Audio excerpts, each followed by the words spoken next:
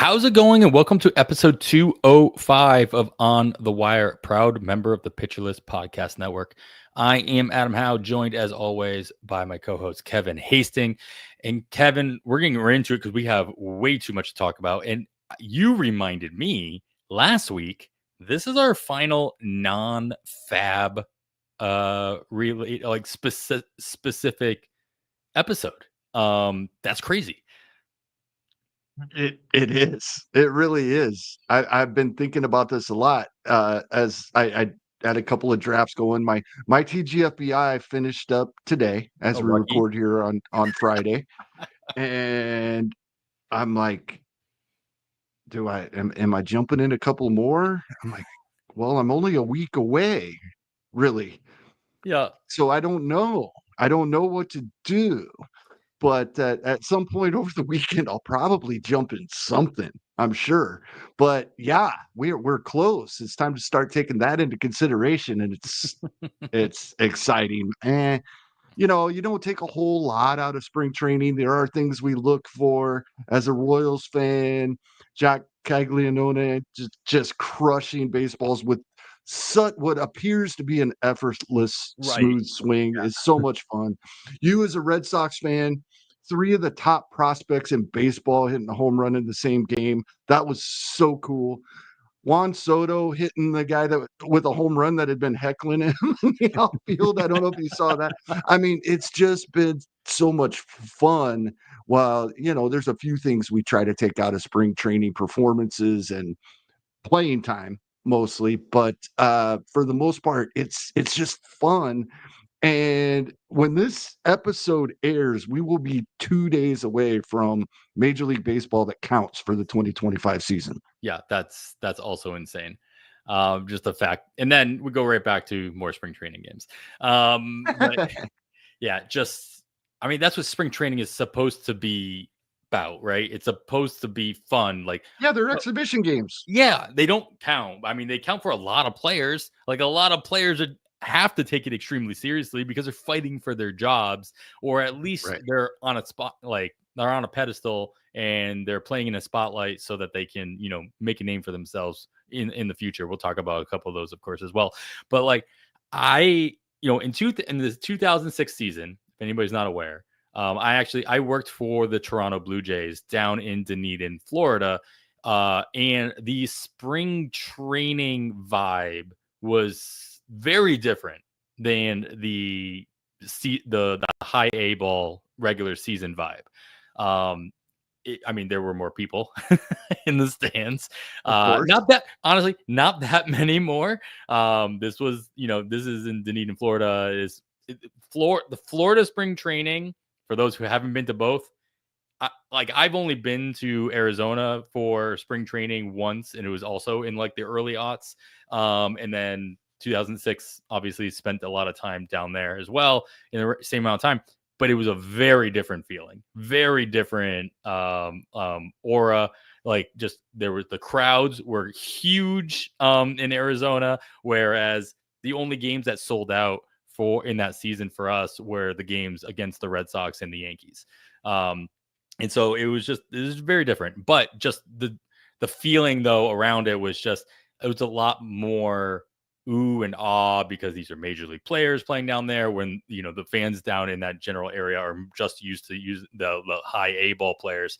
And it was just fun. And most of the players, the major league players, were just having a blast doing whatever that they needed to be doing, and they were being way more fan interactive than I think a lot of players are during the regular season. And it's just a good time. Enjoy it. Let's just enjoy it. It's baseball. Yeah, absolutely. It was almost 30 years ago. The Royals used to do spring training in Florida, Baseball City. And so I did get to attend there, and it was an absolute blast. And I've never attended a spring training game in Arizona, but I've been to the spring training parks because of going to First Pitch Sure. Arizona and Arizona Fall League games. So I completely understand uh, the I do understand what we often see as, a big difference is the travel between the Oh, ballparks. that's the The biggest factor. huge difference Yeah, between the two. Yeah. Yeah, I mean, you're playing on two different coasts in Florida. Yeah, Never exactly. never mind, Arizona is like everything's right there. Like everything's within Yeah. like, I don't know. We complain for a 45-minute drive during first pitch Arizona. That's the furthest we ever have to go. Yeah, exactly. Exactly. All right. Well, like I said, we got a lot to cover, even though we didn't take the week off this time, Kevin. Still plenty of news that So comes much news. through. Some, well, I'm just going to say mostly bad because it's spring training and we get demotions and we get injuries and it's just what happens. So let's get right into one of said injuries. Grayson Rodriguez, he received a cortisone shot for his right elbow inflammation. That means he's going to be shut down for at least 7 to 10 days from throwing. It doesn't mean he'll be ready to go in 7 to 10 days, obviously.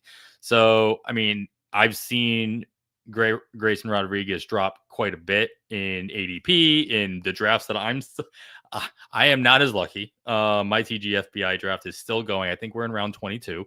I'm not gonna lie, I am one of the problems. I have let my clock go down. Jake, if you're listening, thank you for the reminders. Every once in a while, he shoots me over a text.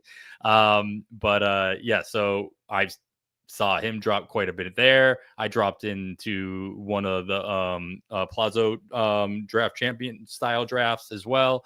I think he's still on the board there. And then my Raslam is still going on as well.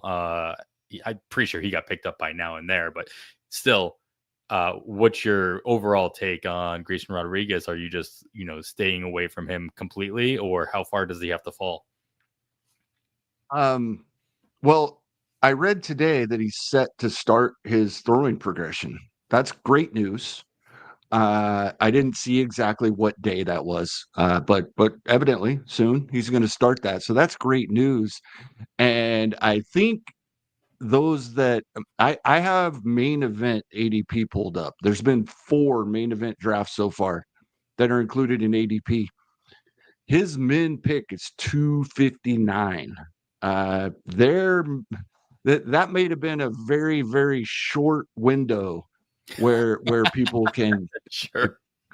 get some handsome rewards there, because with this news that now he's starting his throwing progression, he's going to start bumping back up.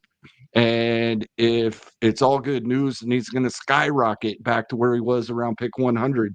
So I think I don't have any Grayson Rodriguez, and it's because I say this a lot. It's about the types of players I draft, where he's being drafted. I don't have anything against Grayson Rodriguez. Didn't pre-injury. So yeah, I would have been ecstatic probably to grab him. The max pick was 300. If you could have grabbed Grayson Rodriguez at 300, and he's going to start ramping up here in a few days, and we see him end of April, early May, that's going to be a bargain. Yeah, fair enough.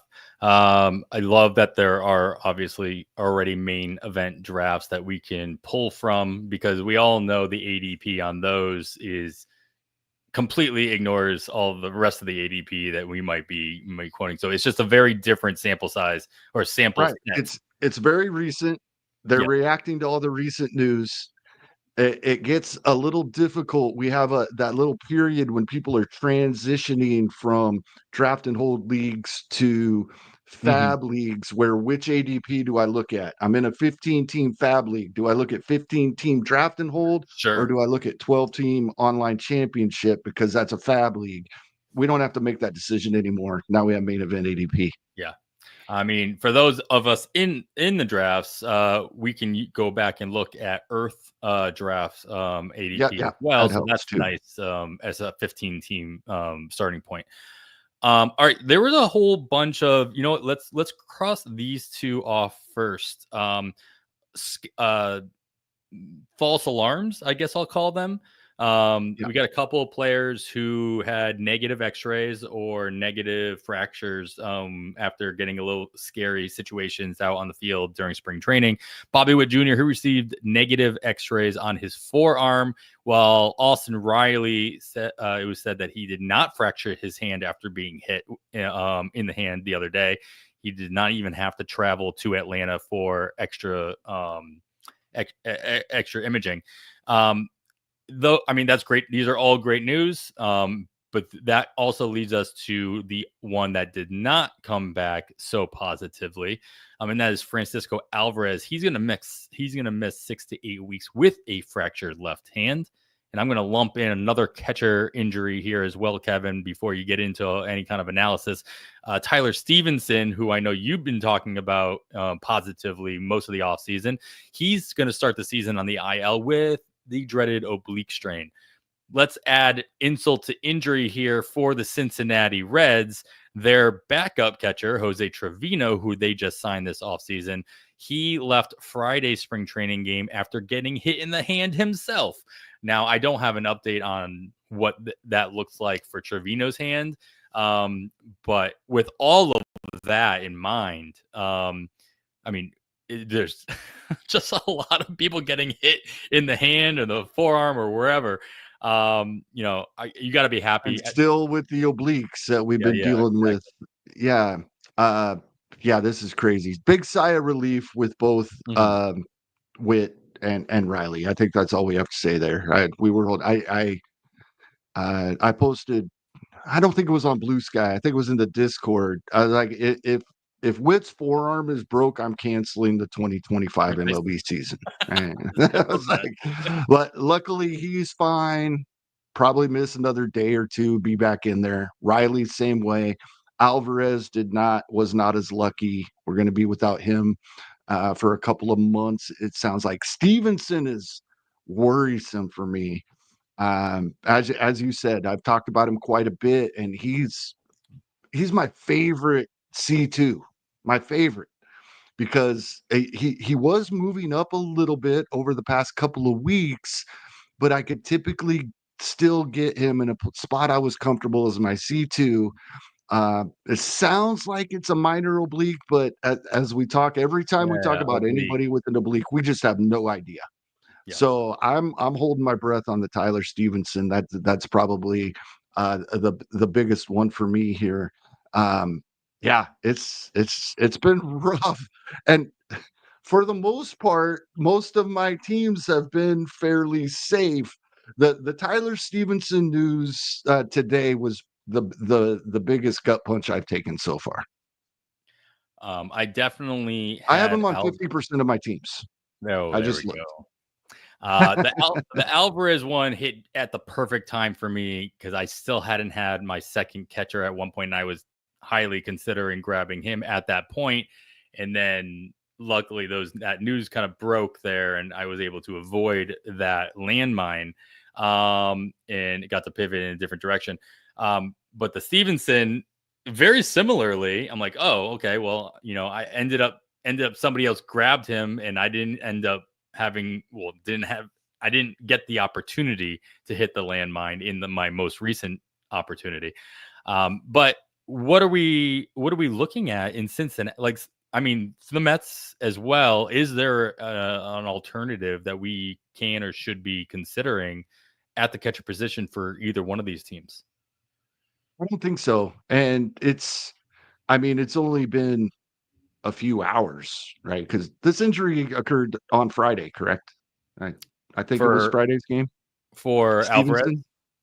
Oh, no, for Stevenson. Stevenson, when he was announced to be starting the IL, it was either Friday morning or Thursday afternoon. Trevino's injury happened during Friday's game. So yes, as we're recording this, the same day we're recording this.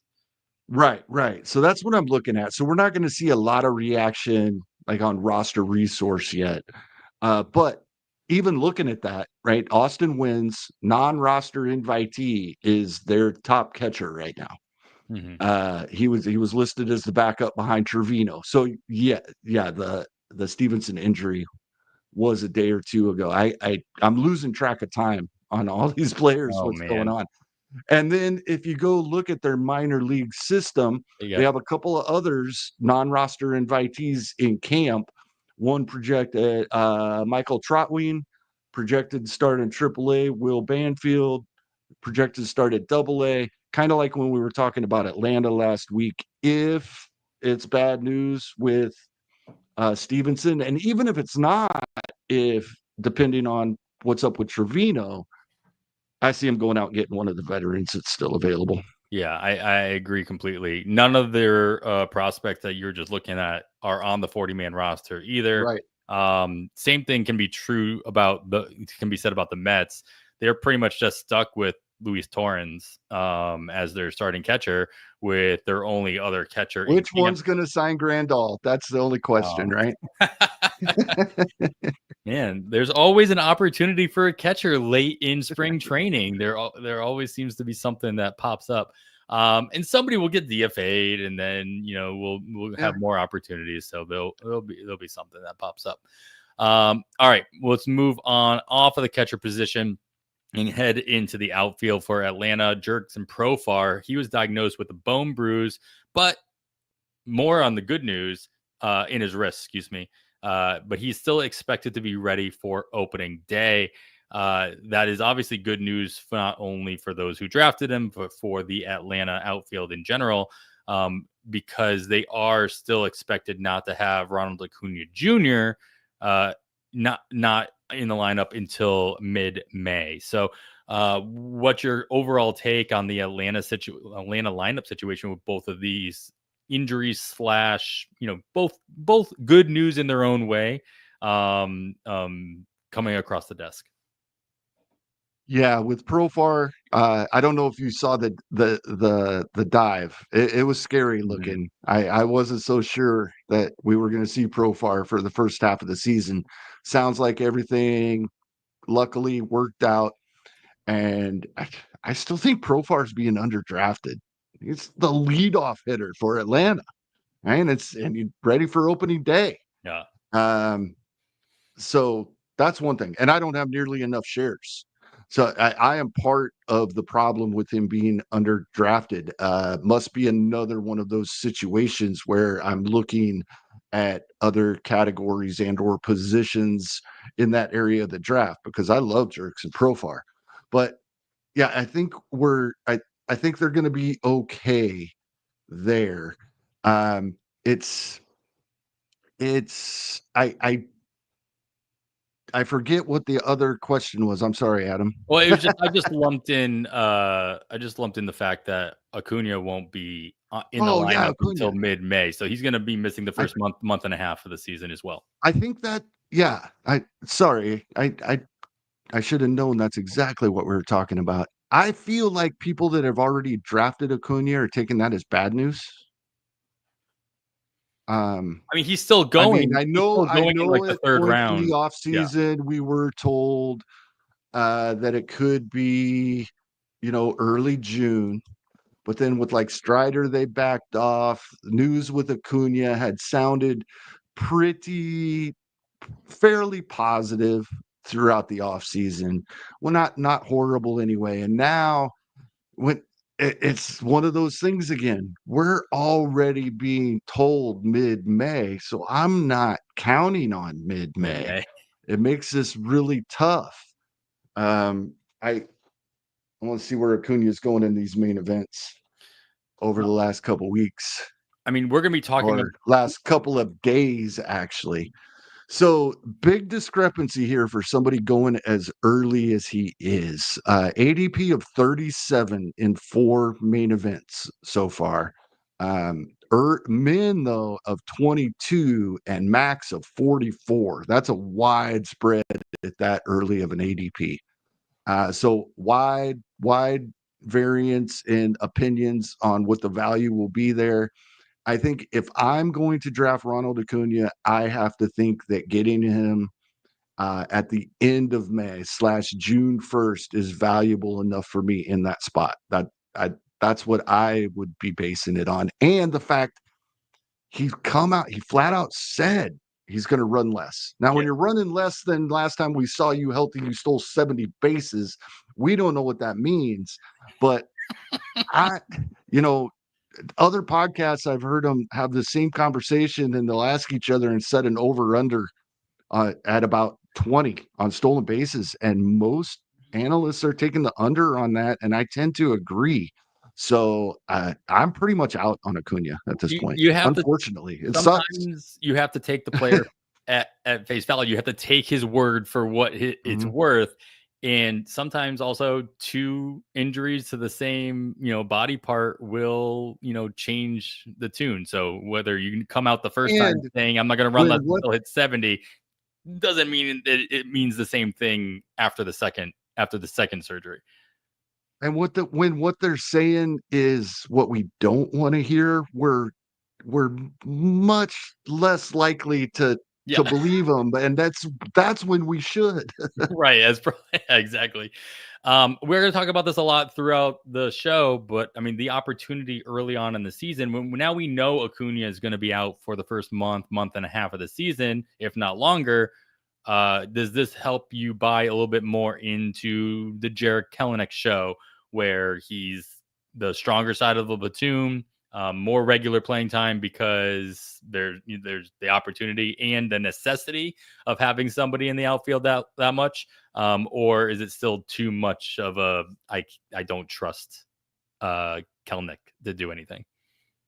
He's worth keeping an eye on. I'm not drafting him, but we'll keep an eye on this, of course. I mean, it's such a high prospect, a high pedigree prospect. We're going to keep our eyes on him, but yeah, he's almost 26 years old now. We've been seeing this for a while, Mhm. so yeah, definitely worth keeping an eye on. Joe Adell, we're still keeping an eye on. JP Crawford's a good example of why you keep an eye on him, because when JP Crawford first started producing in Seattle, it was quite a while before many people caught on to how good he Or was believed it? actually Yeah, yeah. producing. So it's to the point now where I think most people have forgotten about Kelnick. So you definitely want to keep an eye on him, because if it could just take one little adjustment. Fair enough. All right, still lots of news to go. So we're going to get to all of that, but first we're going to take a quick break. All right, so now let's go over to the pitching side. Kevin, over in Los Angeles, Dave Roberts made a quote saying that Dustin May, quote, makes a lot of sense as the 5th starter for the Dodgers. And if I'm not mistaken, he also said at one point during the offseason that they don't plan on going with a 6-man rotation as well. So do we see a full 5-man rotation with May closing it out here with Los Angeles? And if Dustin May is the 5th starter, how much trust are you putting him in to actually keep that job? Uh, Because it is the it's Dodgers. it's the difference, right? This is one of those cases where what we see looks so much better than the results we've gotten. He just looks nasty when he's on the mound. Doesn't look like anybody could touch a pitch he throws, but the strikeouts aren't there. Uh, I think I think he is definitely in the rotation and can keep the spot as long as he performs. Because even as the Dodgers start to get guys back, they're going to lose others too. We Mhm. just know this with this rotation. I also think it's interesting. It may be a while. It's starting to creep, and I've started to hear a little rumbling. Is Otani going to pitch again? Right? The Dodgers still say he is. They're still Of working course, towards you gotta that. say that. But the longer this goes and the more this happens, and now we're probably not going to see him pitching until at least the end of May. Well, Dustin May will be there at least until then. And then when you have Otani and you have Yamamoto and you have Sasaki, these guys want to pitch every 6th day. That doesn't mean 6th man rotation, but when they have full weeks, it does mean they will need that 6th starter. I think May is safe as long as he can perform. Yeah, of course, Dodgers will always Dodger, right? There will always be Yep. Dodgeritis that we have to consider, not only because of injuries, but because of those pitchers you just mentioned wanting to pitch every 6th day or needing to just, to acclimate Mhm. themselves a little bit more. Um, but injuries also will loom. And I guess I wonder if they'll still tap into the depth from their minor leagues. Obviously, you still have the likes of Landon Knack and Bobby Miller and guys that have had their experience down in the minors. But I feel like they've had more in the past. They've had more depth on the 40-man roster where they can make those changes. And I wonder if they're going to be doing more bullpen games than spot starts, especially early on in the season. And so that'll be something to keep an eye on if you need to get those extra innings out of those, because their bullpen is, nothing to shake a stick at. There's some names that, even though they're not going to get you any saves per se, they're still going to be very useful in that area. Where I think we're going to be talking about some of them throughout the first couple weeks of the season when we get to our ratios category each week. Yeah, another one in the main events this week, which the Dustin May news was there for all of these. Range of 238 to 354 in 4 drafts, like 120 pick gap. Yeah. So I think that will continue. There's going to be wide varying opinions on Dustin May. All right. Well, let's stick with pitchers for now. Brandon Woodruff, with his shoulder injury, coming back from that, he is set to make his Cactus League debut on Sunday. Still not expecting Woodruff to be on the opening day roster, or at least the active roster. Probably still going to be starting on the IL or extending spring training or what have you. But this is a sign these things are going in the right direction. He's saying all the right things. He looks good. How much trust are you putting into Woodruff, and how long do you think you'll have to stash him if you are drafting him? Yeah. So Woodruff is very intriguing to me, and I've grabbed him in a couple of spots, and I've grabbed him at times when I wasn't so sure I wanted to, and then I've let him go at times when I was pretty sure I actually wanted him, just because I don't want too many shares. This could turn out very well for where we're drafting Brandon Woodruff right now. If he's going to pitch on Sunday, let's just, even if he was just starting his build up now, he's about 4 weeks behind is all. So we would see him by the end of April. If we're going to see Brandon Woodruff by the end of April and it be the Brandon Woodruff that we've seen in the past, that's amazing at his draft cost. Unfortunately, I did a little bit of reading on this type of injury, and it doesn't seem like we've ever really seen anybody come back to what they were before with what Brandon Woodruff has. That's the risk. So I am willing to take that risk at his cost in a spot or two, but I'm being careful not to do it in too many spots. Yeah, I mean, when you are doing as many leagues as you typically do, Kevin, you have the luxury. So that Right. that If what I'm you're in 1 or 2 leagues, I'm probably avoiding avoiding them altogether. Yeah, that's what I'm Yeah. hearing as well.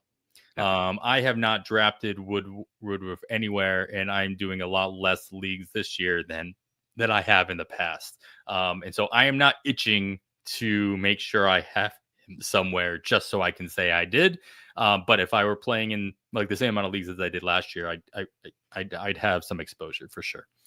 All right, we'll move back into the diamond here as the Dodgers.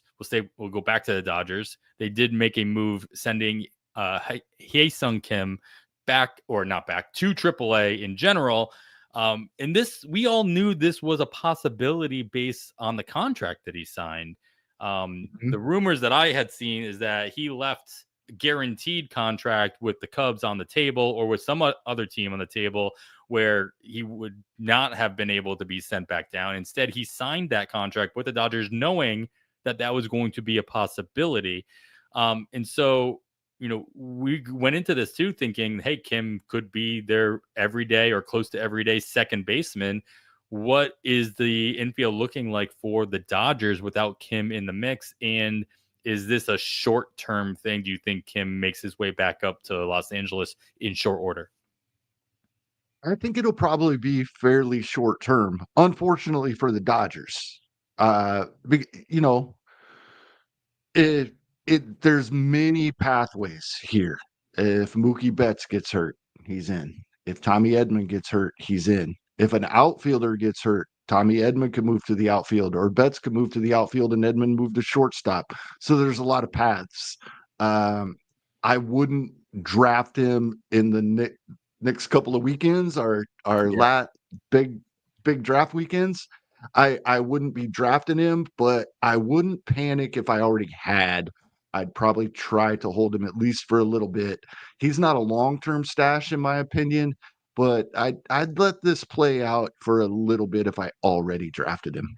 Yeah, I mean, everything I read or before spring training started, Tommy Edman looked like he was going to be playing center field and then opening up second base for Kim. Now, as I double check on roster resource, of course, this puts Edman squarely at second base, with already being announced that Mookie would be playing shortstop every day. So, I say this all the time. I think that they're going to want to keep that tandem together as much as they can without mixing it up unless an injury actually comes in.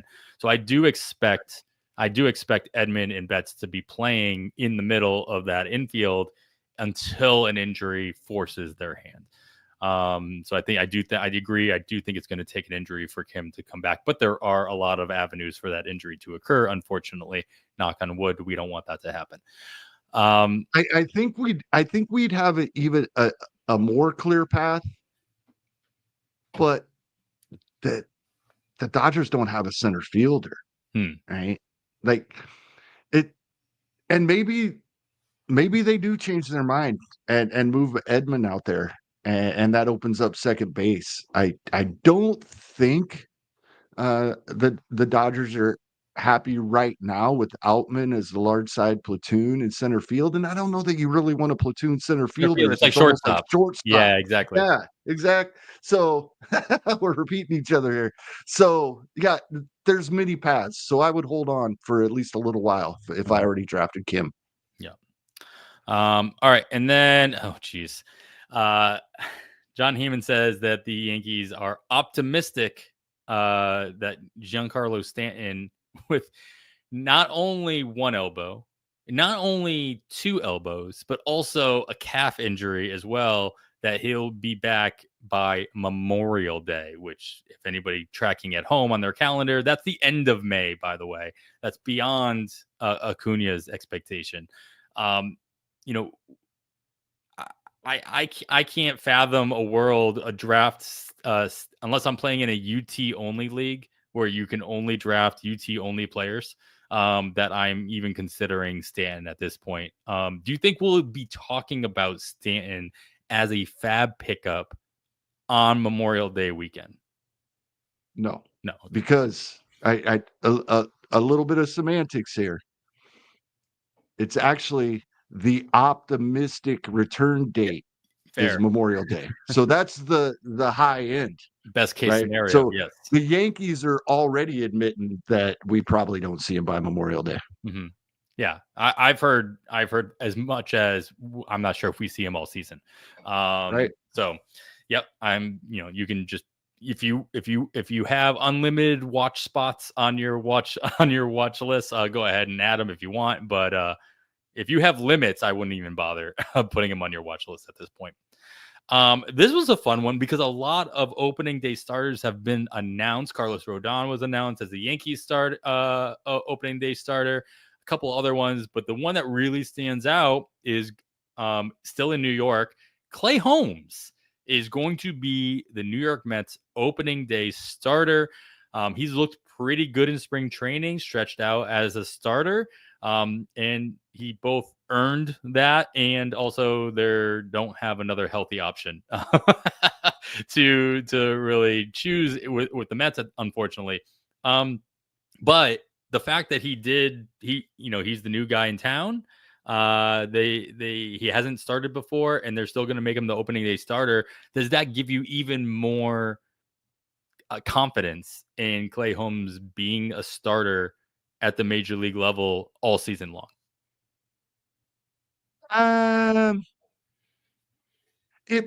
It probably does a little bit, but it shouldn't.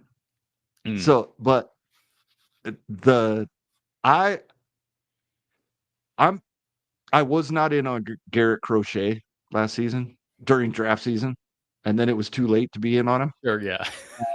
But this is another guy going from reliever to opening day starter, and so you have to pay attention to this. Luckily, Clay Holmes draft price isn't near what Garrett Crochet's was last season. So I do have some shares, and hopefully they work out, because so far in spring, this all looks justified. Well, and one of the reasons why Carlos Rodon is the opening day starter for the New York Yankees, unfortunately, is because Garrett Cole went, of course, you've heard this by now, had Tommy John surgery. A lot of weird back and forth as far as like his actual procedure. At first it was like, Yeah, sounds like he had both done, right? yeah. So at And the first it's brace. like you heard he had the brace, and so it'll be a quicker turnaround. He might be ready for opening day next year. And then you're like, well, no, he had the brace, but he had it on top of a full surgery. So the recovery time's still the same. And so, okay, why wouldn't you get the brace in addition to doing the full surgery? Why would you leave the brace out? Maybe it wasn't an option in the past. Like maybe this is like Yeah, I don't know. a new thing, but I think it's probably smart. More the better, I guess. There's not really anything to say here. Garrett Cole, obviously, you're not drafting him, and you're dropping him in your first fab period if you already drafted him going into the season, if you have that ability. And I mean, we can look ahead at seeing where we want to draft him in going into 2026, but there's not really much to say here unless there's more openings in the Yankees rotation that has caught your eye. Well, I talked a little bit last week about how I felt like Yankees fans would rather see Will Warren than Marcus Stroman, and now we see them both. Yeah, there you go. Fair enough. All right, cool. So we'll end it out here. Of course, we have to end it with an injury just because there's so many. Parker Meadows, he's also starting the season on the IL with a nerve injury for the Detroit Tigers. No word that I could see on his expected or optimistic return for the Tigers. So both, how much is this dropping Parker Meadows? Are you dropping him if you already drafted him type of situation? And does it open up any specific spots in the outfield for the Tigers? Well, I'm looking at the Tigers page on Roster Resource, and it is fascinating because Jason moved Glaber to the leadoff spot. Mm-hmm. Love that. I have Glaber on a couple teams. Anybody that has drafted Glaber Torres, gotta love that. Sure, hit an RBI a little bit. Kerry Carpenter in the 2 spot, but they're running out of players here. So as the roster is constructed right now they have Kerry Carpenter as an everyday player, no longer strong side platoon player. We don't know if this is going to come to fruition. Both of those are exciting to me. The way we've seen Spencer Torkelson maybe bouncing back after a horrendous 2024, Mm-hmm. after we were all excited what we saw in the second half in 2023, he's back in the lead or in the cleanup spot on Roster Resource. This is getting fun for those players, which aren't, overly expensive in drafts. Kerry Carpenter has his fans, but being a assumed strong side platoon hitter has kind of kept that in check as well. So the top half of the Detroit lineup is a lot of fun now with Glaber in the leadoff spot, Kerry Carpenter up to 2, and Torkelson back in that cleanup spot where we thought we would have seen him straight through ever since he made his debut.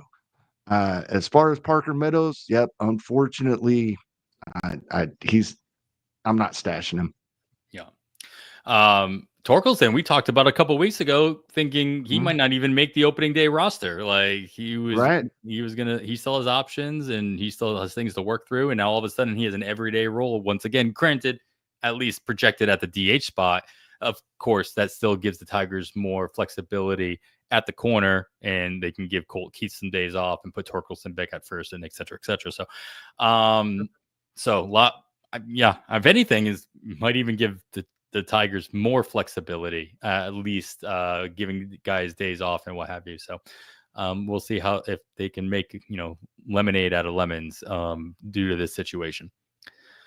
All right. So, as I alluded to earlier, today's episode is going to be the central topic is going to be looking at the very, very early 2025 season, looking at some trends that we have noticed on the schedule, some matchups, and some spring training highlights about some players that we think could translate that into early success in the 2025 season in April.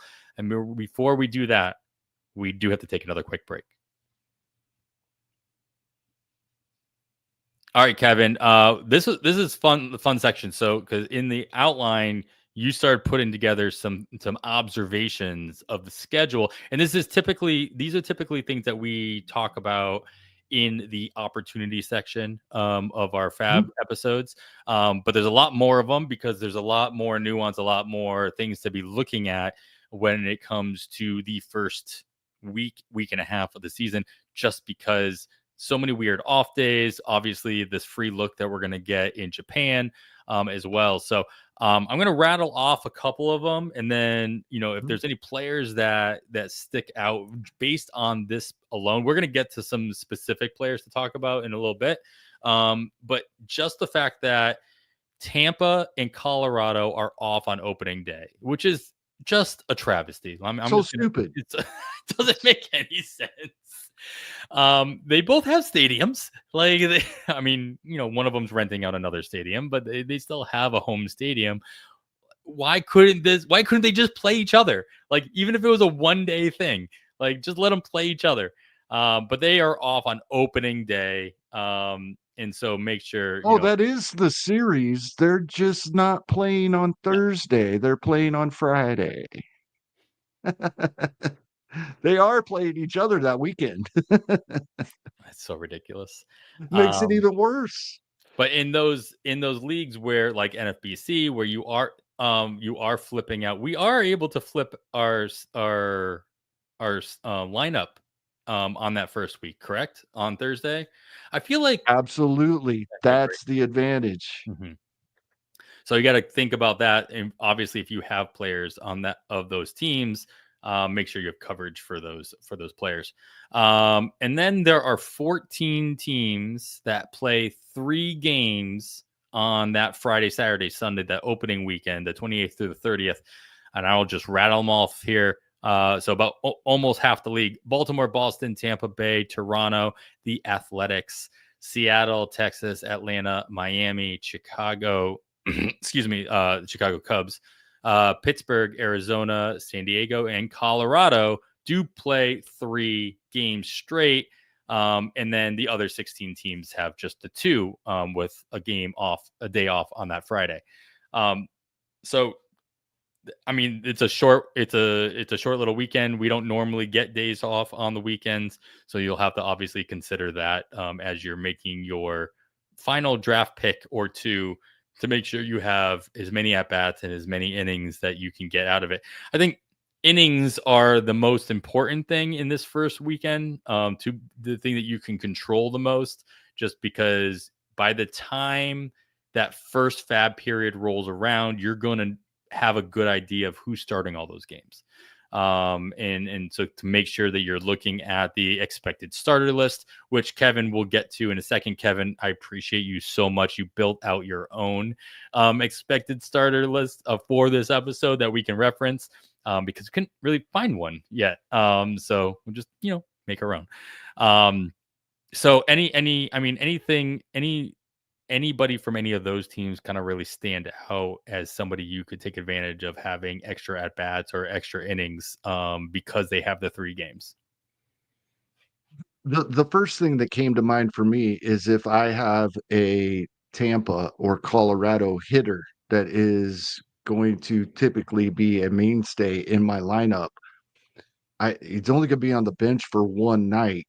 But if I can get a Dodger hitter or a Cub hitter that did something in the Tokyo series to put in there that Thursday night, I know I'm getting something that for my Ray or Rocky that I'm sitting.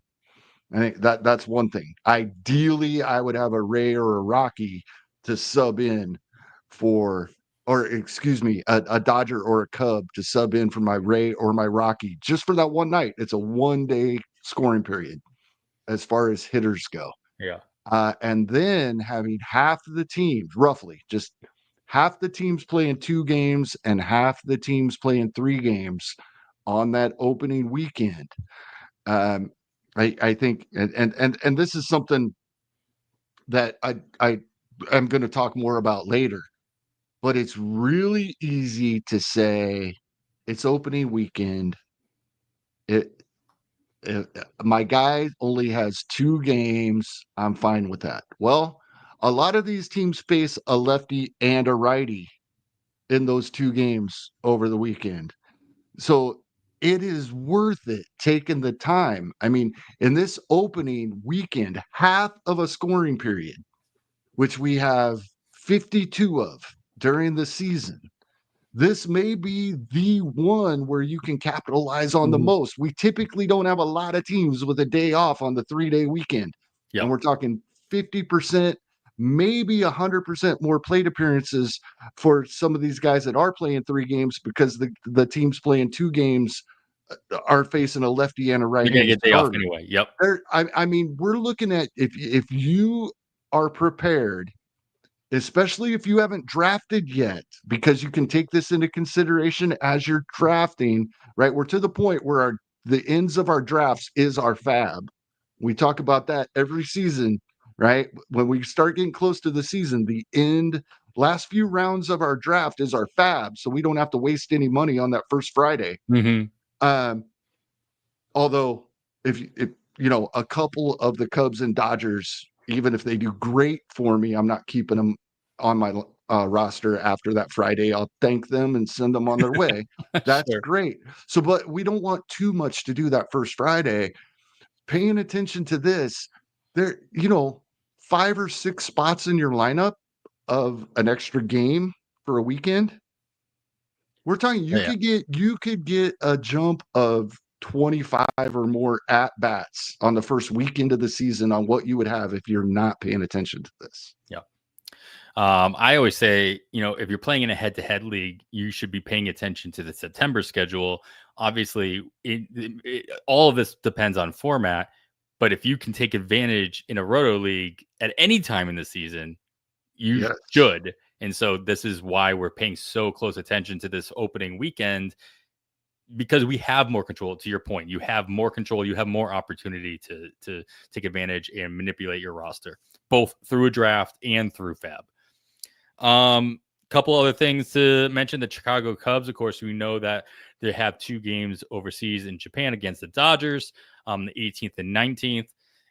But they also play opening day and a 3-game series over the Yeah. weekend. So they have the Thursday game, and then they have the Friday, Saturday, Sunday. The Dodgers only have the 2-game weekend. They are playing opening day, but they have the off day on Friday. So Cubs with that added advantage. So if you're going to speculate on Tokyo players, maybe at least focus more on the Cubs than the Dodgers because of that fact. Yes. One more game there. Once again, I just as I mentioned earlier, my TGFBI league ended today. This is my last 3 picks. Justin Turner, John Birdie, which I think Vidal Brujan is just as good a pick as John Birdie there. I could have went either way. We know Nico Horner's out. One of these guys is probably going to do something in that series. And then even though the platoon matchups don't match up for him, my last round pick, James Outman from the Dodgers, just because I'll know I'm either putting him in my lineup or I'm dropping him on that Friday night right away. So I took my last 3-round players I took from that series. And I think it's especially the great thing about the Justin Turner one is we will know 2 out of the 3 games how it turned out. This is a spot where in season, when we don't have the free look, 3 lefties for Justin Turner, yeah, jump on him in fab, but we'll know the outcome of 2 of those 3 games. I would assume I'm going to have Justin Turner in my lineup for that opening Thursday night, but if he's horrible in Tokyo, I won't.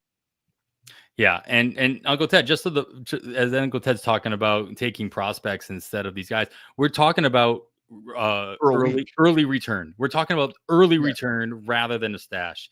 In a Those strong prospects will be available in that first fab period where I'm drafting these guys. Yeah. Yeah, and the fact is we got to remember that because the season hasn't started yet Right. in fab, that first fab period, yes, you can fab the Get rid prospect. of all of them.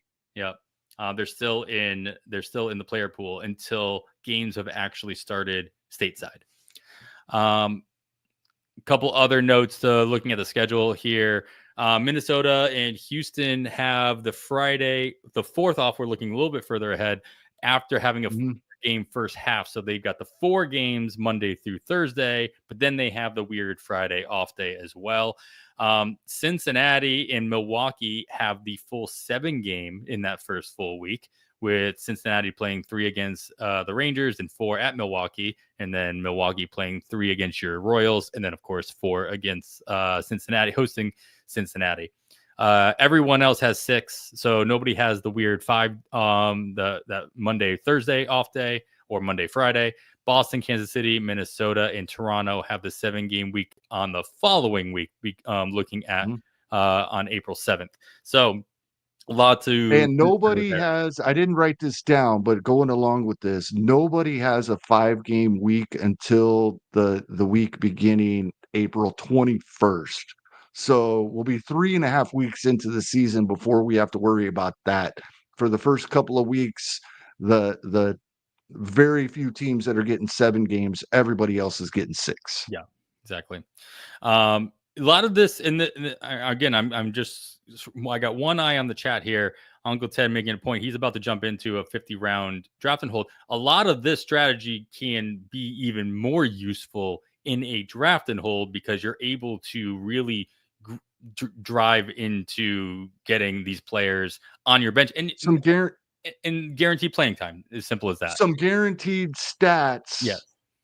Albeit only 2 games worth, but to know whether you want them in your lineup or not, especially hitters that Thursday night, just knowing that in a draft and hold where those players are going to be drafted anyway. Yeah. I think was the point you're getting at there. Exactly. Yeah.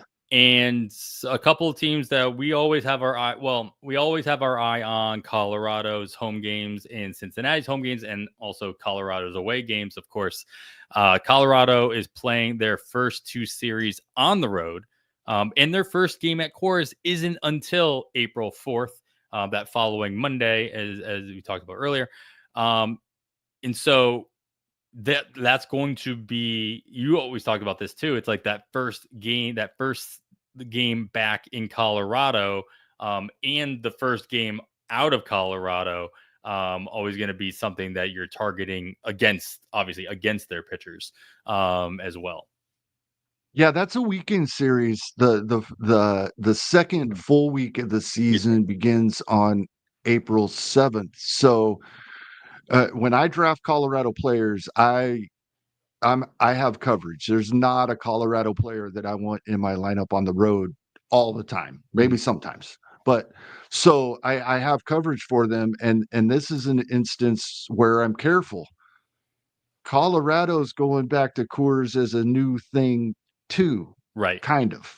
I mean, Arizona isn't a whole lot, not as much different than Colorado than the rest of the league, but Colorado is going to have played 2 series in other parts of the country. So they're almost like a road team coming into Colorado. I'm not sure I'd just automatically throw my Rockies in that first series. That's the point. Yep. And then the other 2 teams that we talk about a lot, they have new stadiums that they're playing in their home games this year. We'll start with the Athletics because that's all we're allowed to call them.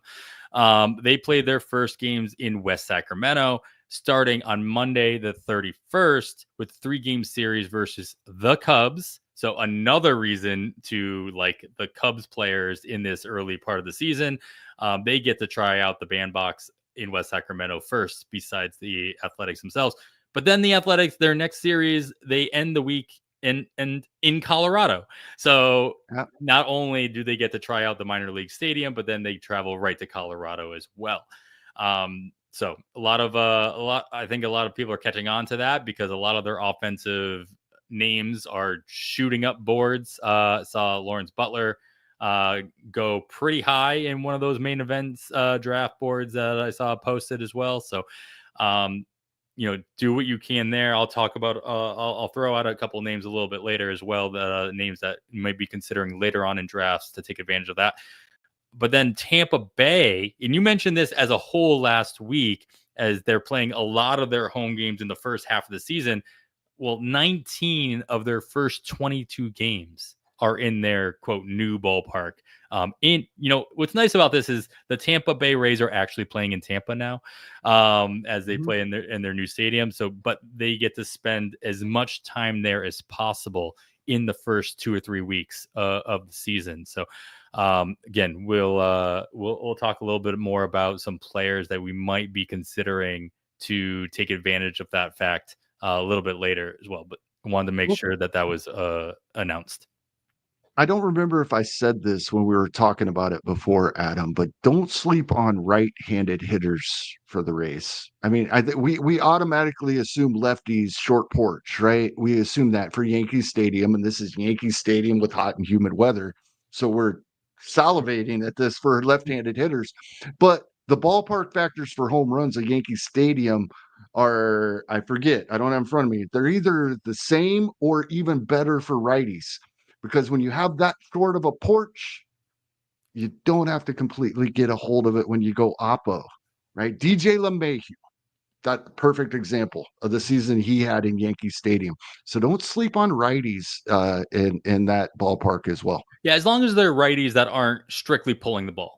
Exactly. If they're righties that can go all around, and I knew I was waiting for Uncle Ted to make a comment as soon as you started touting right-handed hitters in any capacity.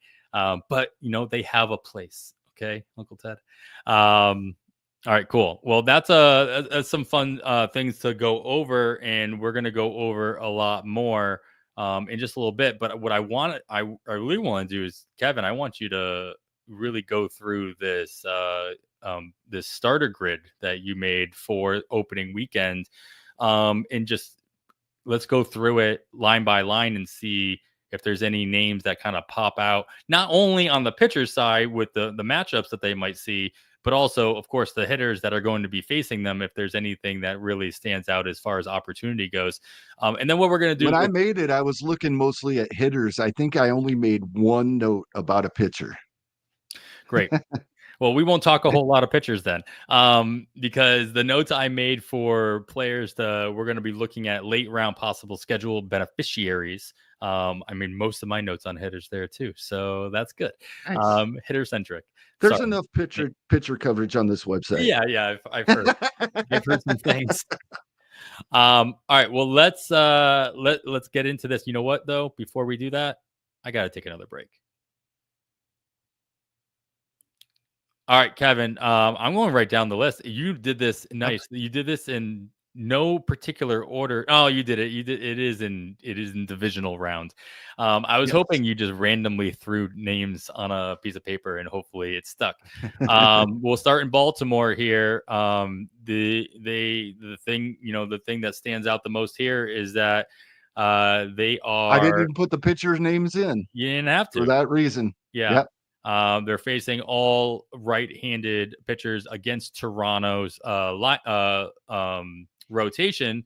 And Toronto doesn't even have any. Well, they have one lefty in their bullpen as well.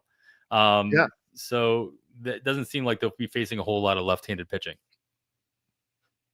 Right. And some players to think about when you're drafting this weekend, maybe worth a bump. But these guys are being drafted even in most 12-team leagues, but fairly late. So you might want to give him a little bump. Cedric Mullins becoming more and more of a platoon guy. And then sometimes when he's not, we feel like he should be. But that's 4 games versus righties. Ryan O'Hearn, who was so great in this role last year, I think he's kind of forgotten about. But Baltimore has not made any indication that as long as he continues to perform, he's not going to continue to get playing time versus right-handed starters. And then Jackson Holiday, the reason I added him, there's a few 12s where he might not have been drafted. So you may want to take a look at that. But mostly it's, you know what? If I did draft him, I might be comfortable just throwing him out there in my lineup, even though if I drafted him as kind of a stash and wanted to see how he would start, maybe throw him out there against these 4 righties. Yeah, and on the other side of the ball, Toronto also set to face 4 righties in the Baltimore rotation between Eflin, Morton, Kramer, and Oh, probably. oh yeah. Yeah, I'm sorry. I My skipped. bad. I skipped a Yes, couple we're going to lines. see nothing but righties in that game, that series. That's what I was looking at earlier as well. Yeah, sorry about that. Yeah. So, I mean, with the apparent supposed health of Dalton Varsho, that's the name that stuck out to you here on the notes here. He could Yeah. take advantage of that fact as well. I'd probably bump him a round or 2 in my drafts this weekend. He's already moving up because of the unsuspected earlier coming back healthy and getting to start out versus the 4 righties. I mean, he's going just inside the top 300, and even in main events. And this news may have come out slightly after some of the main event drafts started, because this is fairly recent with Varsho that we're getting. But his min is still at pick over 300, 302. Mm-hmm. So Yep. if you want Varsho, if he's the news I saw today is he's actually healthy enough to play defense, and that's his value for the Blue Jays. So if he's healthy enough to play center fielder, I wouldn't expect him to play all 4 games. They're going to give him an off day, I'm sure. But when you're getting a guy after 300 that we didn't talk about on our 2020 show, I don't think you might have brought him up, but we didn't have him on the outline. But I think you might have brought him up. If you can get a guy that has 2020 potential after pick 300 and in the leagues where he wasn't drafted, which was a lot of them, especially 12s, you probably want to pick him up that first fab period. Yeah, fair enough.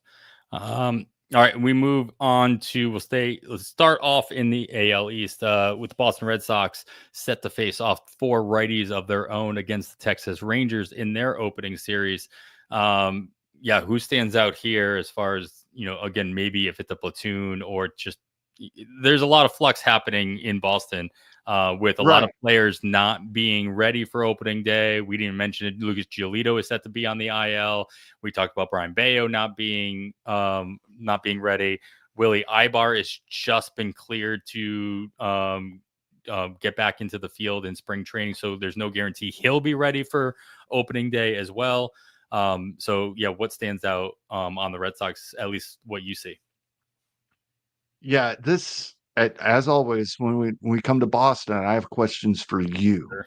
Right? We saw Devers yesterday switch. Yep, Saying all the right things now. Yep. Saying the right things. So roster resource still has Devers at third base, Bregman at second base, right? Yoshida at DH. If Devers moves to DH, that definitely moves Bregman to third base. Oh, of course. That's the whole point of it. That Bregman's a great defender at third base. My question for you, especially with these pitching matchups they have that opening weekend, I want David Hamilton at second base if that is the case. Is that what we'll see? Yeah, I mean, here's the thing. I think it is at least 3 out of the 4 games. It's not obviously it's not a platoon thing because it's all right-handed pitchers or starters. Right, but they're going to get everybody in the lineup the first weekend. Yeah. But Hamilton's having a pretty good spring. He started at shortstop the other day as well. So it's like I do believe the Red Sox have a plan of action for Hamilton to, he'll make the opening day roster. And part of it's for when Story gets hurt. So they're having to do that. It's not if, but when. Yeah. And I mean, I think this is just even more solidifying the fact that Kristen Campbell and probably Roman Anthony are not going to be on the opening day roster as much as I would like to see that happen. I'm a big David Hamilton fan myself anyway, so maybe I'm projecting a little bit, but I do see Hamilton being able to take advantage of at least of this opening weekend and being in there. And we talk about this all the time with guys like Hamilton and Rojas in Philadelphia and a couple other players. Hamilton can be valuable even if he's not starting the game. But Right. the fact that they're facing 4 righties as their starters makes it more likely he will start. Will he finish every game? That's a question. Like that'll be the Mhm. question. But if he's actually starting 3 or 4 of these games over opening weekend, that's still money in the bank. Like that's still, he's going to have an opportunity to steal you bases as long as he can get on base. Of course, you can't steal first, at least not on the stat sheet, and go from there. But they probably won't be facing Jacob deGrom, as he was announced that he'll probably be their number 5 to start the season, just to Mhm. give him a couple extra days to ramp up. So I'm, as a Red Sox fan, I'm okay with that. Though Jacob deGrom does have a history of letting up stolen bases quite a bit. So I wouldn't be opposed to that aspect of the game, but I don't really want to face him either. So as he comes back. Let's skip around then go to Texas on the other side of the ball here, as they face off against my Red Sox in that opening series. They will be facing the first lefty that we're going to be talking about, of course. Garrett Crochet should be it will be their opening day starter. Tanner Houck, Walker Buehler, and you've got Quinn Priester on here as the number 4 to start. I hate and love that prediction. As I got that from Roster Resource. Okay. All right. And That's fair. I like the idea, and I would we would bring this up anyway. So I'm just going to mold these two conversations into here. One of my volume picks here would have been Richard Fitz, taking that either 4th or 5th spot. As I mentioned, Brian Bayo not going to be ready, Lucas Giolito not going to be ready, or going to be on the IL specifically to start the season. Does open up 2 spots in that rotation. And really the idea is that who will take that final spot? Would it be Fitz or would it be Priester? And there might be 2 opening spots here. So are you saying that you like the roster resource prediction here, or what's your take on the possibility of Fitz instead? no, it's not necessarily that I like slash 100% agreed with it, but when I was making this list, I did bold all of the starters that have been announced, so we know those are true.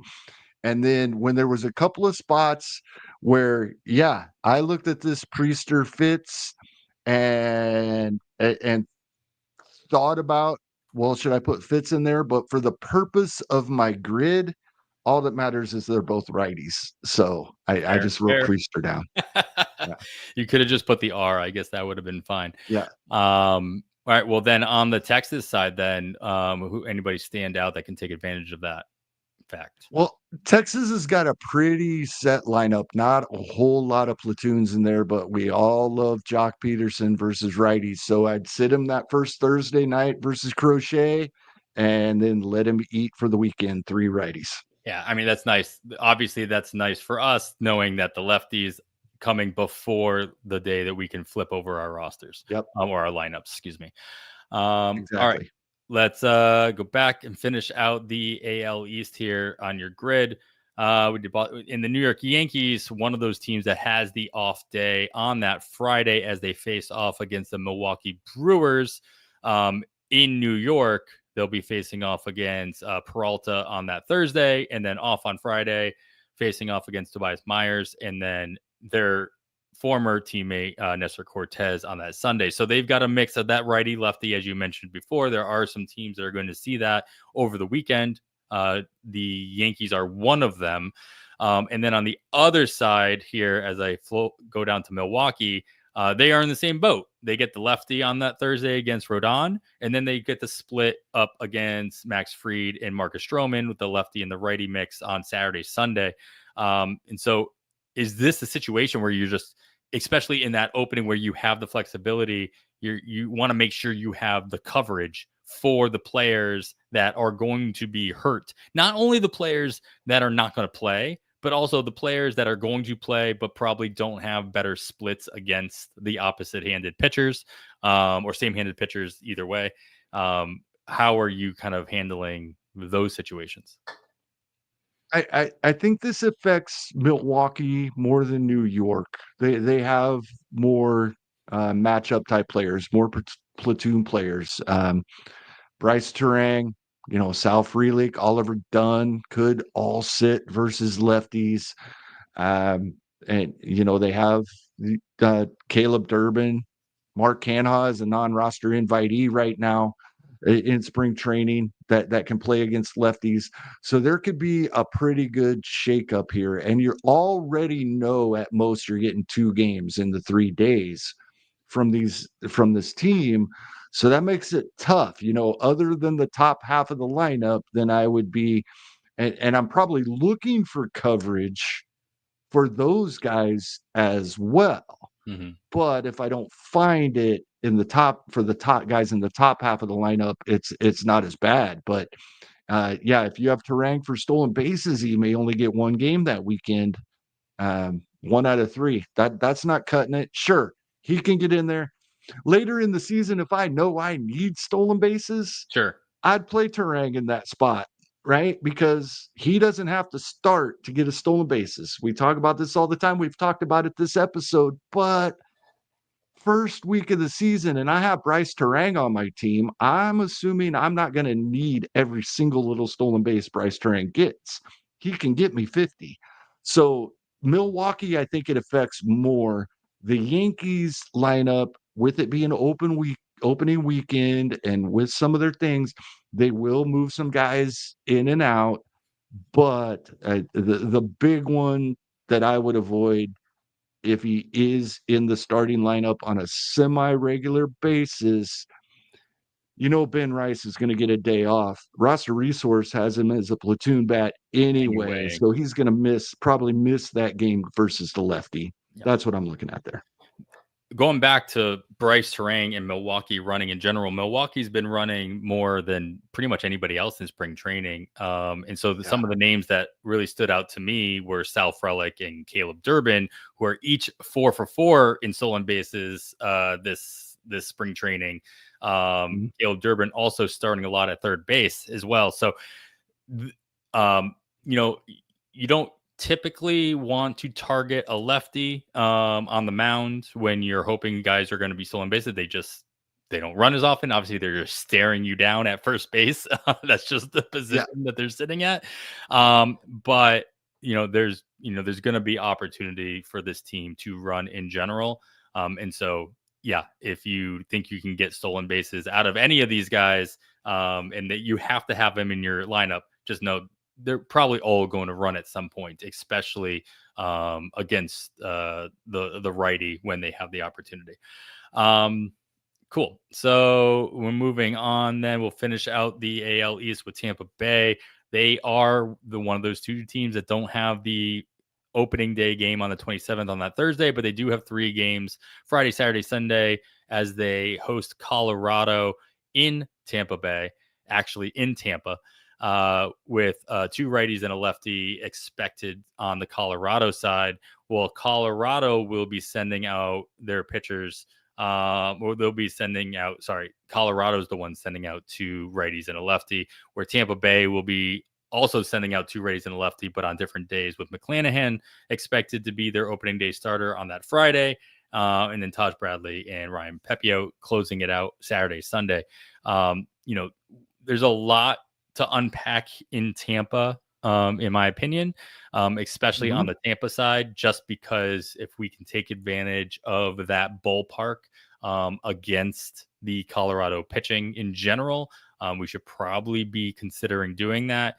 And the names that stood out to me, especially the ones that you can get later on in your drafts, are Danny Jansen, who I grabbed, and he's their starting catcher in Tampa Bay. And then Jonathan Aranda, also rounding that out, going post 300 in recent drafts, not just the main event, but all drafts in the month of March. So between those guys, does Danny Jansen in that ballpark, assuming he's really the only catcher option that Tampa has, especially offensively, does he get 500 at bats? Does he hit your 500 mark that you're looking for? And you can get him very, very, very late. Unfortunately, he doesn't have a health record that gives me confidence in that. The For team sure. context, 100%, he should, right? He should be one of the dozen or so catchers or less actually that get to 500 plate appearances, you would think. But I think health keeps him from that. But I think it's a great point that he's an option here. It is, this is kind of the standard, right? It's kind of the average of what we think we're going to see when we're setting our lineups on Friday. Two righties and a lefty. That's typically what we could expect. So I don't think there's a whole lot here, but I agree with you on your points on Danny Jansen, and Jonathan Aranda is the guy that I would take a look at. There may be some 12s where he's available.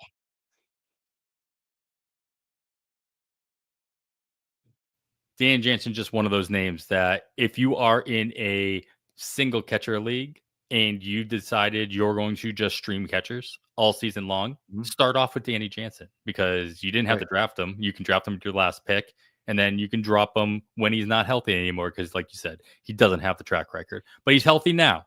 And he gets to play 19 of his first 22 games of the season in Florida without a roof. All right, we're out of the AL East. Let's jump over to the AL Central, where the Chicago White Sox are hosting the Los Angeles Angels of Anaheim with the first game on that Thursday, facing off against probably Kikuchi, the lefty. Whereas will be putting out, as I scroll down here, okay, Martin Perez, already announced actually as the opening day roster, if I'm not mistaken, for the White Sox, also lefty, so lefty on lefty action to start off in Chicago. They'll be off on Friday and then splitting up. The Angels should be splitting up a righty and a lefty with Soriano and Anderson going, while the White Sox throw out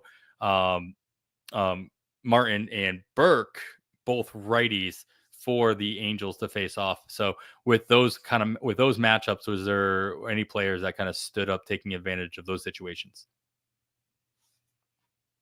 Yeah, I noticed I'm missing some. I'm missing Friday's pitcher for LA, but that without the one guy I noticed here with there being a lefty going opening night. Any lefties going on Thursday night, I'm looking for some coverage, right? There could be a nice matchup.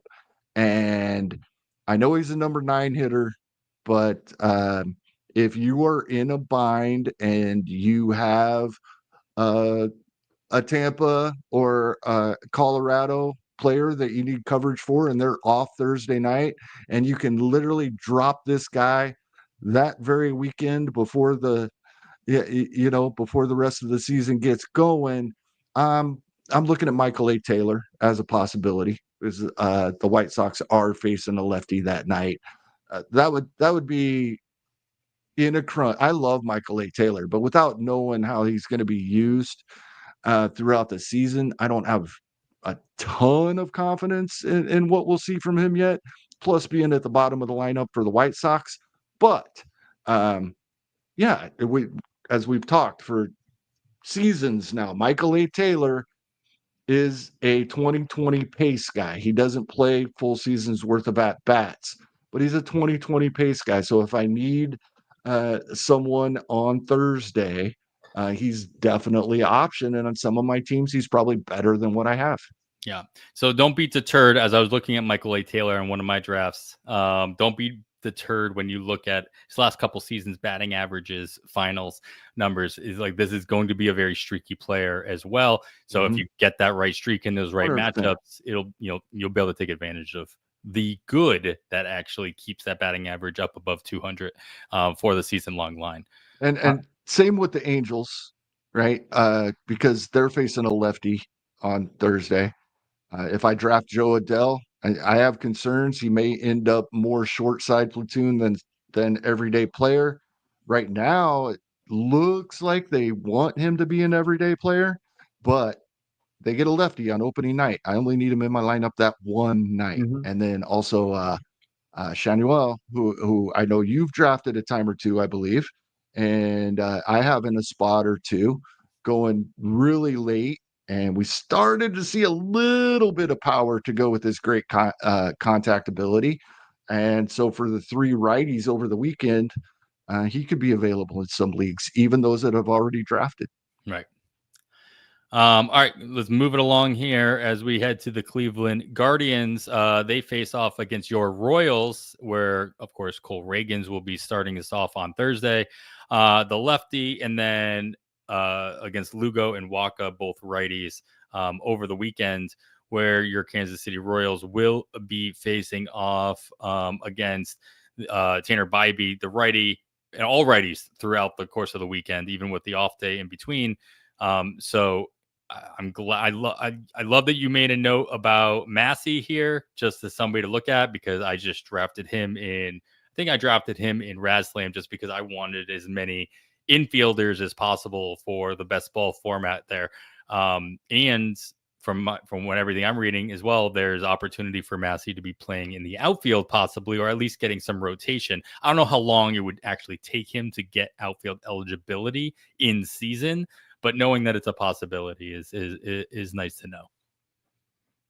Yeah, Jonathan India has actually played in the outfield more often than Michael Massey in spring training thus far. And we've started to get into that time of spring training where I don't know that we've seen any actual opening day lineups yet, but we're seeing, 6 or 7 guys each day at this point. And Massey's getting much more time at second base than India. We're seeing him more often in left field and even third base.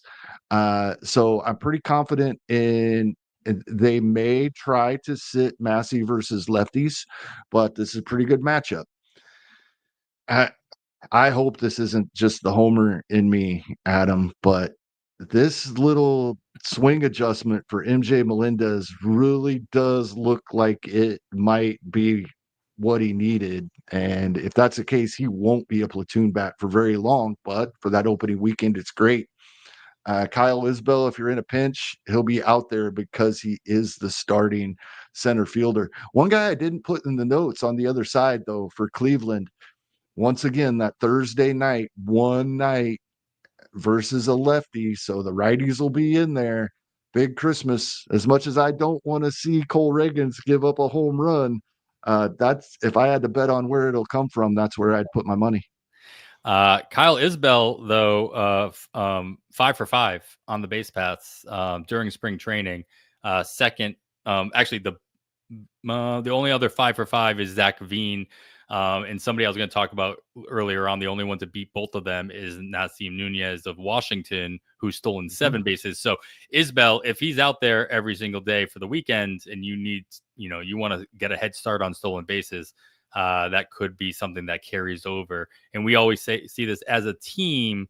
Stolen bases will trend over from March into April, especially as the ball doesn't fly as far. We're starting to see we're seeing teams run a little bit more just because they need to do a little bit more on the base paths to move the scoring along. And so I like looking at Kyle Isbell for at least the stolen bases out there in a pinch early on. All right. Back to the chart here. All right, moving over to the Detroit Tigers as they do face off against the Los Angeles Dodgers.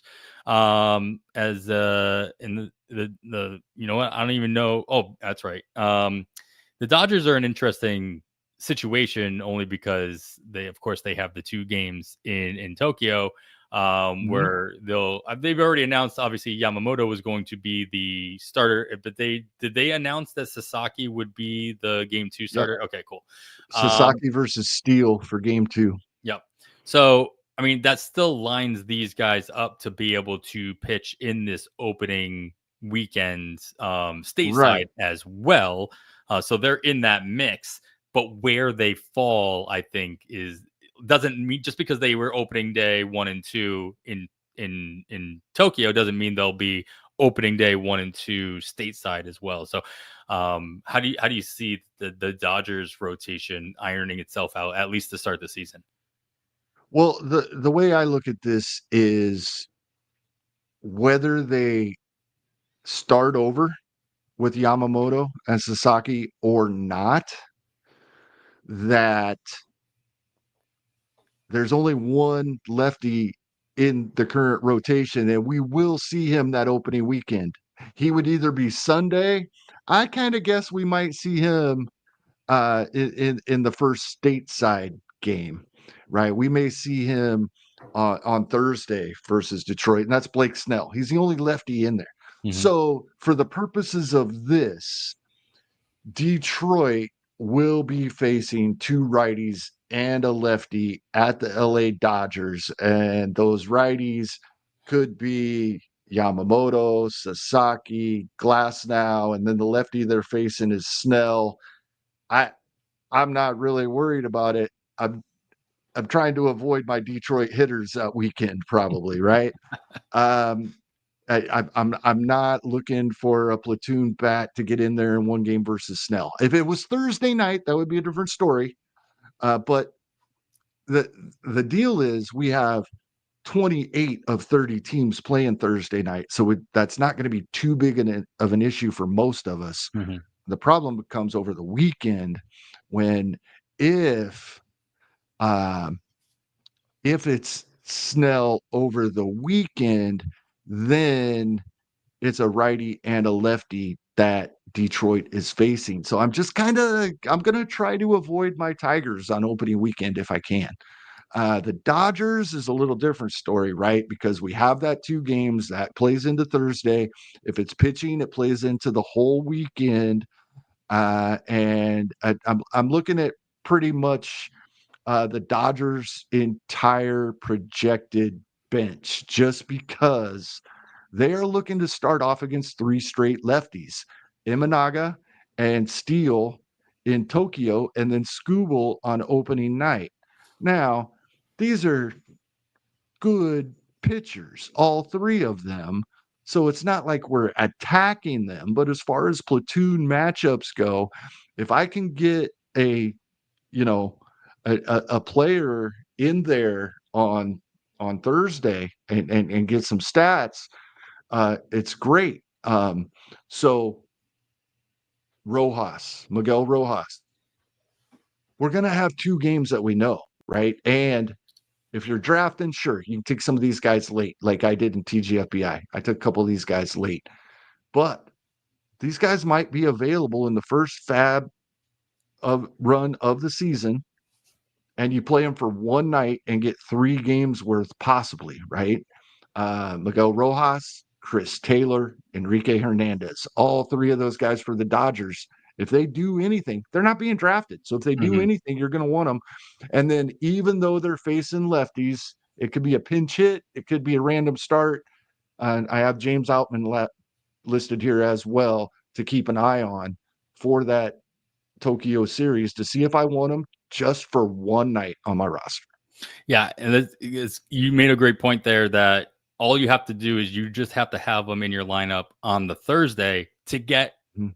the earlier Tokyo stats. They don't have to be in your lineup for over the weekend. Right. So if you can take advantage of that lefty matchup, man, Snell versus Skubal opening day, that sounds like a That would be very, cool. very fun day. Yeah, that would be Very cool. fun time. All right, going down. We already want to talk about Kansas City. Minnesota, they face off against St. Louis here with a off day on that Friday. But Minnesota should be facing off against three righties in their three-game series. Sonny Gray, Fede, and Mikolas on the St. Louis side. And then St. Louis will be facing off against Minnesota's Lopez, Ryan, and Ober, also three righties. So an all-righty affair in Minnesota. In St. Louis with Minnesota involved. So we talk about all the time Minnesota with one of the biggest platoon situations in all of baseball now. There's got to be some players that can take advantage of this. Yeah, even with the off day, since it's both righties over the weekend, this would be par for the course. And Trevor Larnach and Wallner, right? We'll get them both in there against the righties, 2 out of 3. If they were playing 3 games and one of them was against a lefty, we would play them that weekend.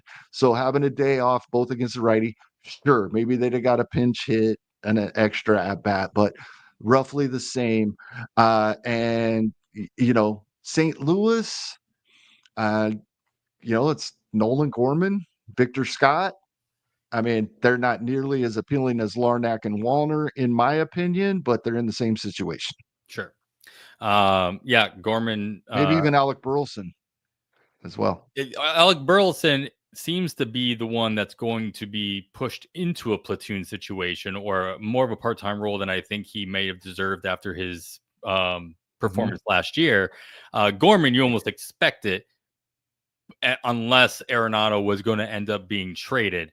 But he wasn't. So Gorman's going to have to find his playing time by switching between second base and DH for the Cardinals. And so, I think the more of a platoon situation is in the cards for him as well. Pun completely intended.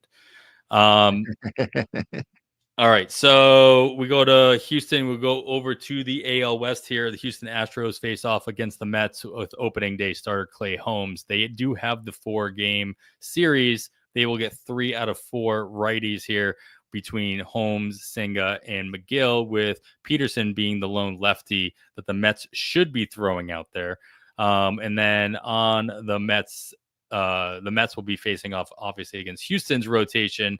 As I can find things. Yeah. All right. With kind of a similar situation with Valdez, Brown, Blanco, more righties than lefties here that we should be expecting on the Mets to be facing off against as well. So with all the lefty heavy situations here, any hitters that we could take advantage of?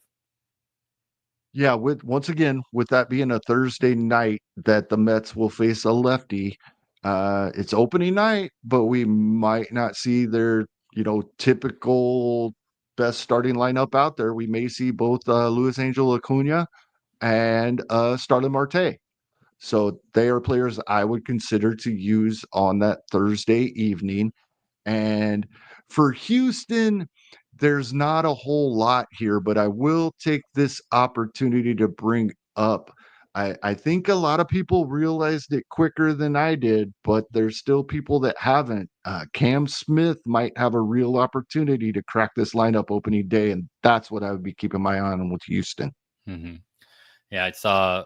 Oh, man, who was it? Somebody posted. I'm not on Twitter very often, but It was in right field again today, so he's one of the most added players in Yahoo over the last week. That at Yahoo's draft. I want to play in a league where you can pick up players right now. Yeah. Those daily moves, man. Those daily move leagues. Fastest fingers. Sometimes it's fun. Most of the time, it's very frustrating. Yes. All right. Stay in the AL West here with the Oakland. You didn't update this. You threw me off here. I'm like, had a Ron Burgundy moment. Just reading what the prompter says. The Athletic. I even bolded it intentionally. You did. The Athletics of West Sacramento face off against Seattle, where Seattle should be throwing out their aces of Logan Gilbert, Luis Castillo, Bryce Miller, and Brian Wu with the 4-game series here, where Seattle should be facing off against West Sacramento's Severino, Springs, Sears, and Spence. So we've got a pair of lefties on the Oakland side, all righties across the board from Seattle. So obviously a little bit more of a concern, but because you do expect to see the 2 lefties playing over the weekend, are there any short side platoons that we can take advantage of on the Oakland side? I've got some names in general that I'm looking at later in drafts just to take advantage of the West Sacramento ballpark. Tell me if any of these guys kind of fit the bill. Seth Brown, Miguel Andujar, and Gio Urshela. Andujar, all 3 of these guys are really kind of they're fighting each other for playing time in different capacities. But do any of these guys not only look like they crack and take advantage of crack the lineup, the opening day lineup, and then take advantage of these platoons that they're going to see in the opening weekend? Yeah. So the problem with platoons for the Athletics, I'll say it right, is that we're facing Gilbert, Castillo, Miller, and Wu, right?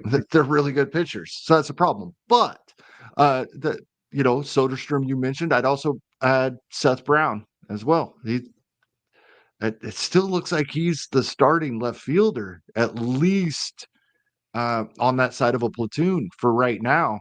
I'm still hopeful we see Brent Rooker out there getting outfield eligibility. But Seth Brown for that opening weekend for righties, yeah, and Tyler Soderstrom, both these guys available in leagues that have drafted, especially 12s. On the other side, I mentioned earlier, I only listed one pitcher, and it's because it's at Seattle. It's because he's a lefty. And so that helps the platoon splits because that batter's eye hole situation hurts right-handed hitters more than lefties in Seattle. So yeah, JP Sears, I'm not nearly as excited about him as I was last season. And it's really not his performance.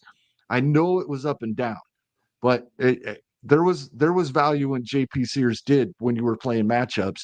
It's more about I think I'm in the minority now. I think people really think that West Sacramento is neutral or leaning pitcher favorable. I still think hitters are going to take advantage of that minor league ballpark. That's why I'm hesitant on JP Sears this season over last season. But at Seattle, with the platoon matchups, meaning the righties are the ones with the bad batter's eye, I'm in. And then yes, I did put an explanation exclamation point, excuse me, behind Dylan Moore's name here. We've talked about him a lot, but anytime I'm getting 2 out of 3 lefties over a weekend, Dylan Moore will be in my lineup. Yeah, fair enough. And I don't know if this will go that far ahead, but it's pretty calm in Sacramento right now. As far as temperature goes, it's pretty much just hitting around 60 all the time. Yeah, it's still March. Well, I don't know, man. I am in a heat wave right now in the middle of the country in Indianapolis. We've been hitting like the high 70s all week. And wow. It's been amazing. Oh yeah. That's like here. You're good. Exactly. And so, but let's just remember, maybe not just in March and April, but as soon as that summer hits, Sacramento is so hot. It might as well be the desert. It's easily a good 15 to 20 degrees warmer in Sacramento and West Sacramento than it is in San Francisco at any given point. I think people consider those two very close to each other. They're not far. They're about maybe an hour drive, depending on how fast you're driving. But it's a very different climate, a very different situation. So we'll see how that irons itself out throughout the course of the season. All right, so we talked about Texas already. Atlanta, we'll go move into the National League now. Atlanta is facing off against San Diego in San Diego, where San Diego pitchers are going to be thrown out by the names of Cease, King, Darvish, and Pavetta. Of course, all righties in their own right as well, where San Diego will face off against Atlanta's Sale, Lopez, Schwellenbach, and Holmes, with Sale being the opening day starter as the lone lefty. So they'll be getting all righties over the weekend as well. We talked about Jared Kelenic as, the strong side of the platoon should be getting plenty of time against all of these righties that San Diego's throwing out there to open up the season. But anybody else kind of stand out on either side being able to take advantage of this situation? Not really. Jared Kelenic was the name I looked at, but as we talked earlier, I'm not putting him in my lineup on the opening weekend of the season. I have to see quite a bit from Kelenic before I would do that. And he's really the only option here. Atlanta's got a pretty stable lineup. On the other side, I do have Jason Hayward marked. If he is indeed going to be the big side platoon, then I want him in my lineup over the weekend versus the righties. And right now, Jason over at Roster Resource has him as the big side platoon, heading towards the bottom of the lineup. But with that lineup, it's not like we've talked about the Houston lineup, Atlanta lineup in the past. It's probably not quite there, but this is a stout lineup. So if Jason Hayward's in there, I would have some interest in deep leagues.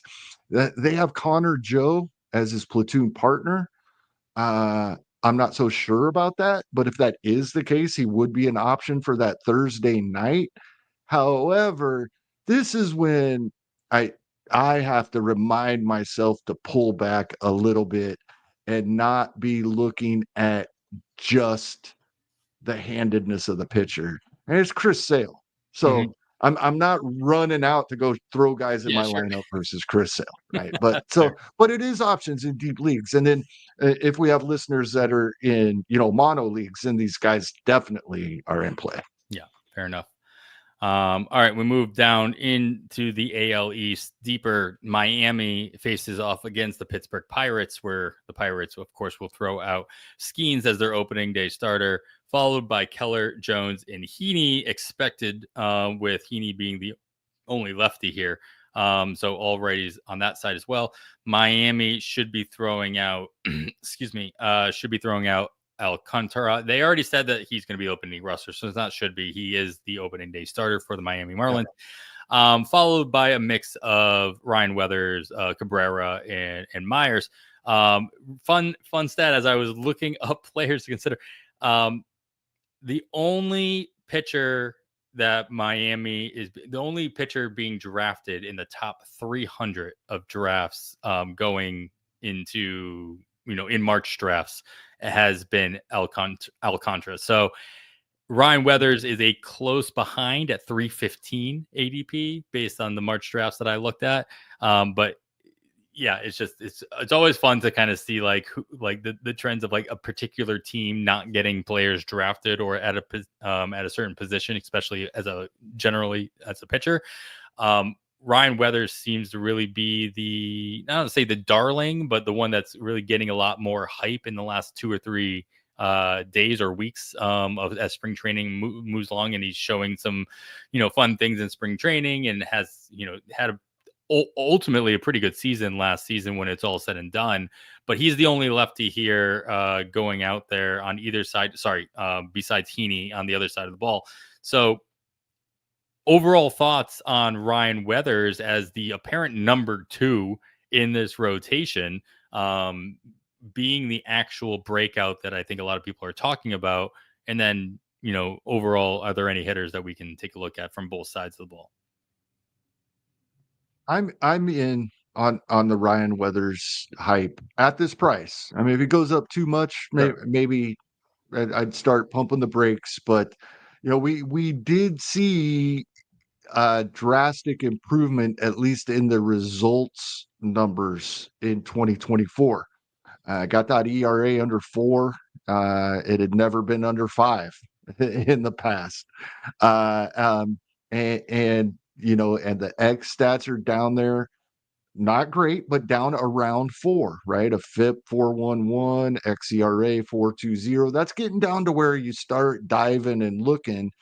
And I'm not going to try to butcher some of these numbers, but like I say all the time, listening to people that I know are much more smarting about pitcher than me, Nick Pollock, Eno Saris, Paul Sporer, Bubba and Bloom both all seem to be in on Ryan Weathers. So yeah, I'm interested here.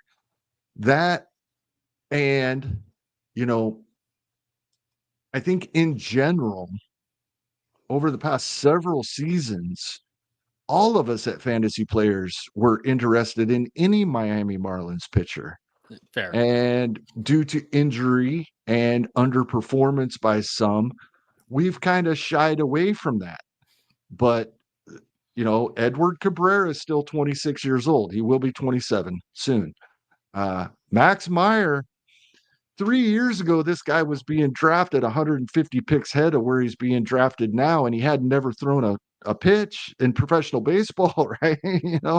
So I mean, these are definitely guys to keep an eye on, not guys I'm running out and I have to have them, but definitely be watching all of these Miami Marlin pitchers that aren't being drafted. Yeah, that's it's always fun to see a narrative shift over the course Yeah. of a long period of time too. Not even just like one season or another, but like You said one guy inside the top 300 a couple of years ago, whether they had any experience or not, they'd all been inside the top 200, right? that's true.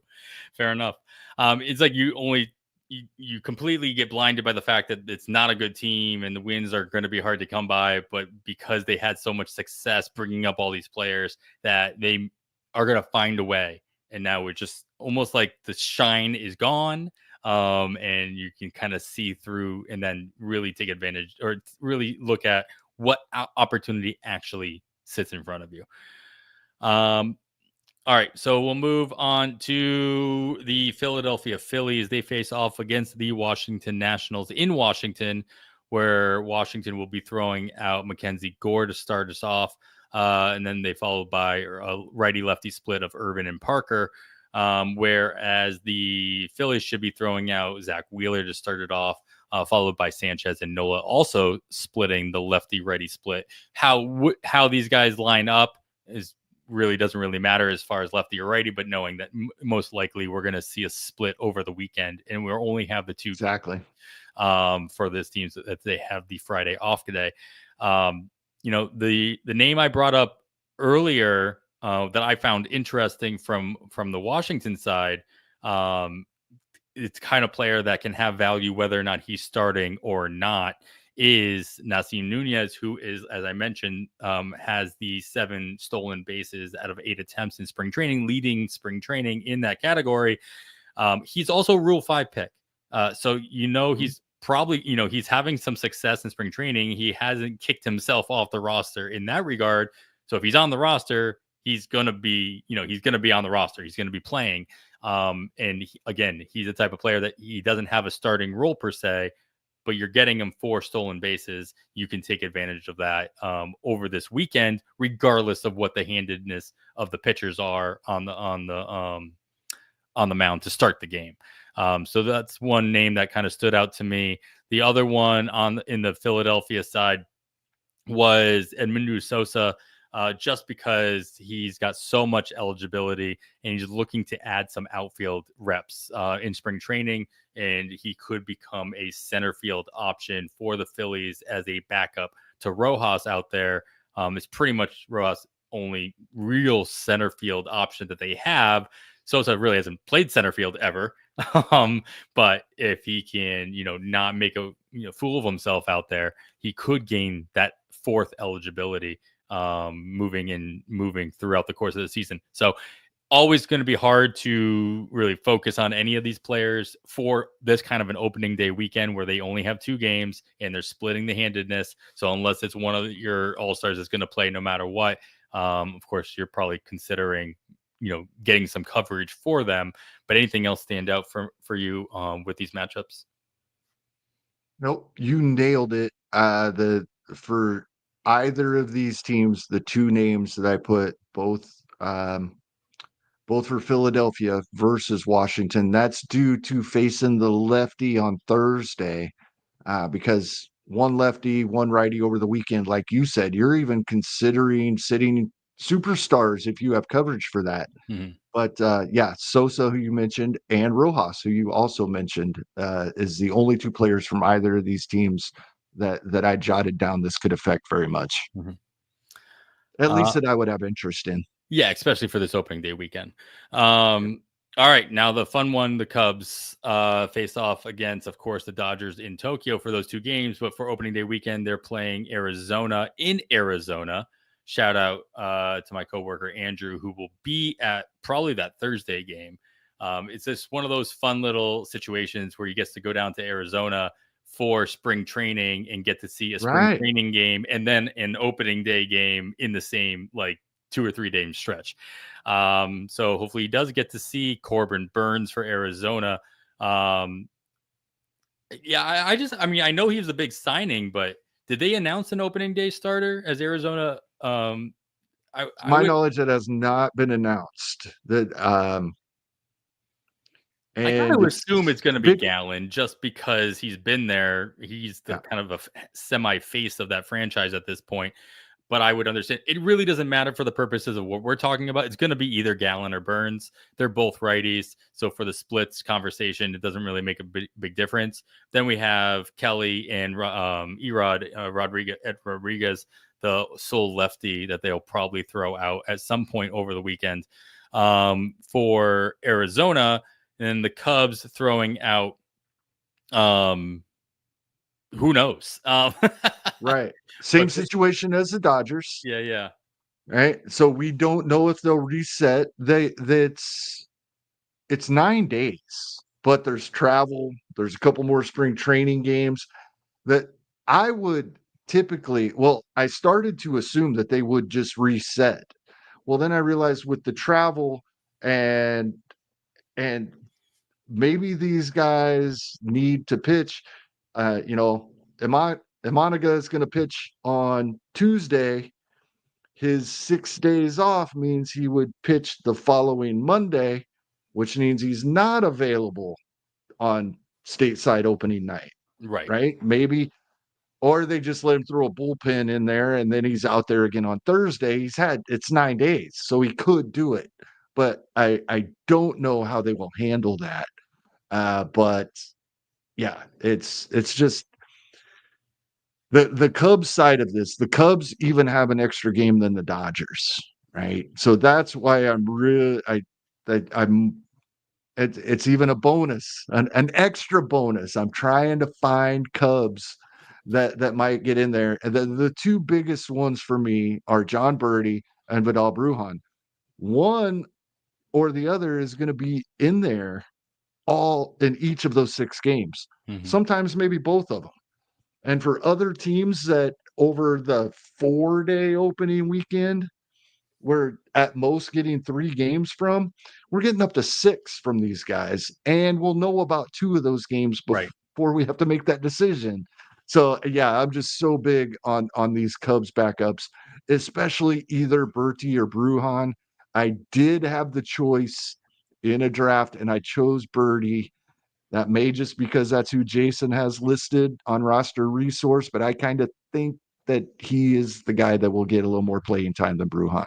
Sure. Yeah. I mean, Brujan has the luxury of showing that he went 4 for 4 on the base pass in spring training so far. And of course, both these guys, you're going to know what they did in Japan before you have to make this decision. Anyway, there's always fab, Kevin. If you made the wrong decision, you can always, I'm sure you can fab Brujan. I'm sure he's still available in that league. Oh, after that weekend, I don't want either one of them. Well, you'll want him if he did something in Japan. Gotcha. That remember, very first fab. We're going to be able to fab all the Japan players if they weren't drafted. Yeah. After we know what they're doing. Hence the free luck.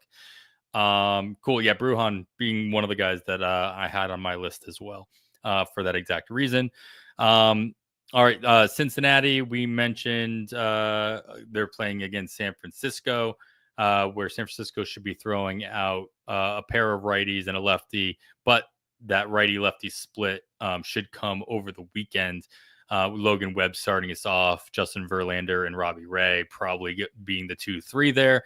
And excuse me. And then Cincinnati should be throwing out Hunter Green and then Brady Singer and Nick Lodolo. Again, also splitting the righty-lefty split over the weekend.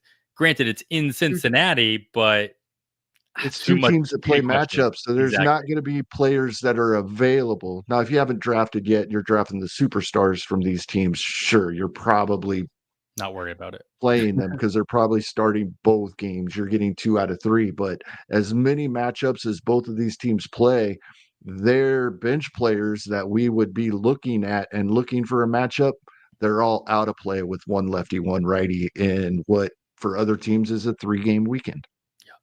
Robbie Ray has not thrown a walk all spring training. That's amazing.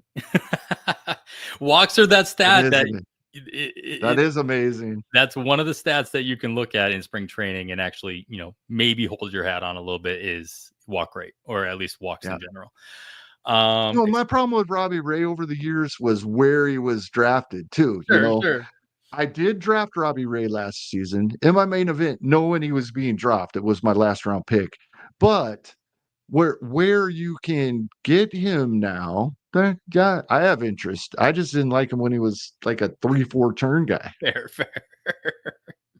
I liked it better when I could pick him post 200 as well. Yeah, Um, exactly.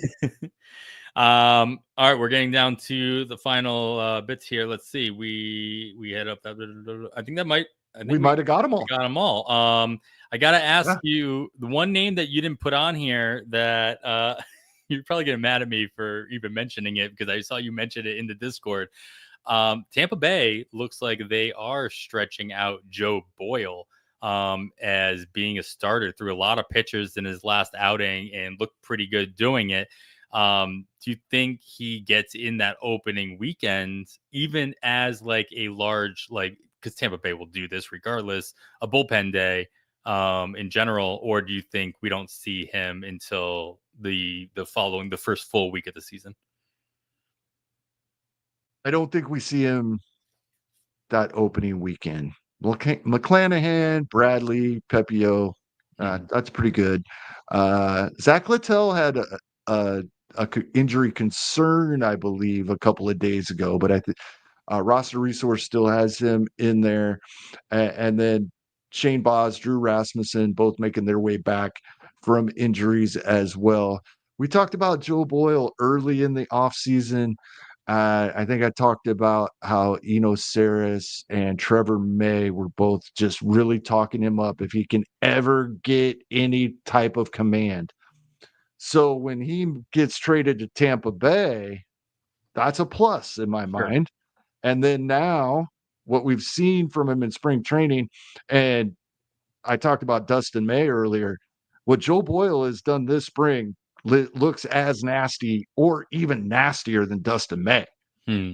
If he if Tampa can teach him some command, this is a guy that is an absolute steal. He's one of those guys that there's a 5% chance, but he's one of these guys we can draft way, way late that could be like an SP1 or 2 by the end of the year.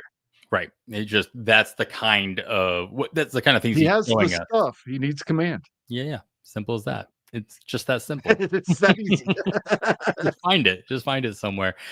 Um, But it's on the right track with Tampa so far from what we've seen. That's what's great. yep.